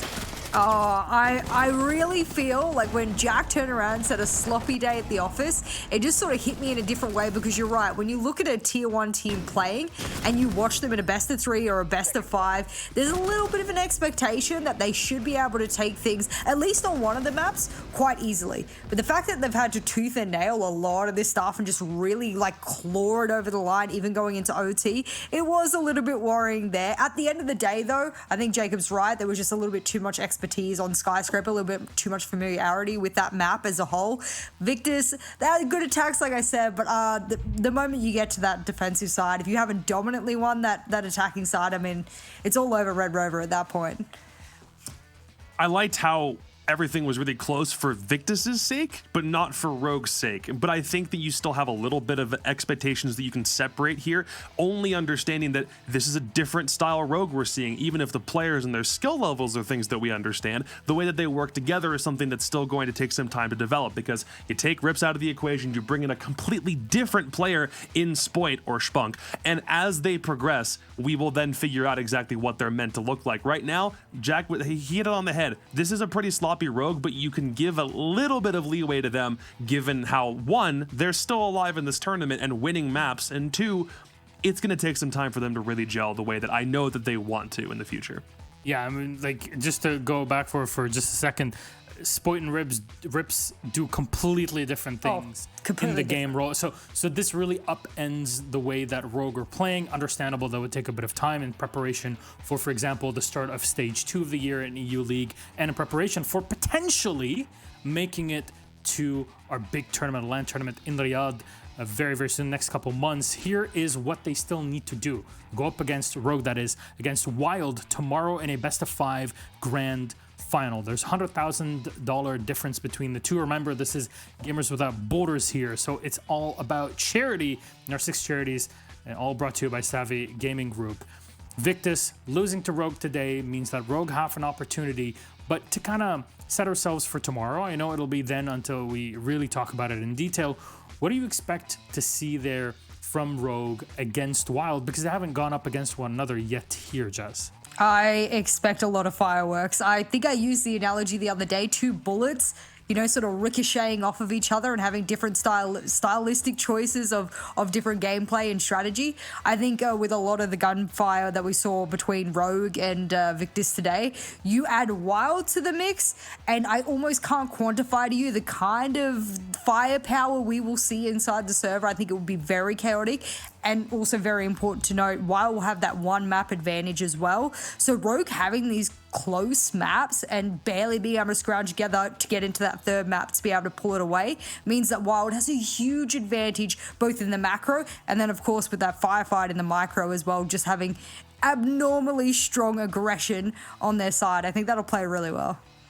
Yeah, you can expect it to be a really close back and forth contest. The only thing is you're prepping for a marathon, not a sprint when you go into a best of 5. And you're liking this to, like, Wild having a very aggressive play style, but the question is how long can you keep that up in a format like this? When does the fatigue set in? When is Rogue finally going to trip over themselves, even if they have a good strategy, like relating around Spoit, just picking Fink and pressing mouse 1? There has to be a way for one of these 2 teams to see through the plan of the other and maybe even use the fact that this could be a very long series to their advantage. So obviously, like you mentioned, we'll get into that more once the game shows up tomorrow. But on paper, given what we've seen from both squads, that is almost guaranteed, I think, to go to all 5. That's going to be crazy. Remember, Wild has Aces and Corey on the squad, 2 players that used to play on Rogue before, so there's something to look into. Revenge Tour! Revenge Tour, exactly. That's what I love to see. And it all culminates in a BO5 Grand Final. Thank you very much, Jacob and Jess, for being here for our first game. We still have 2 more to go, but this is it for me for this moment. Jackie will be stepping in, and she'll be taking over the show. So thank you so much. Get ready for our next matchup. It is on to our next region. See you in a bit.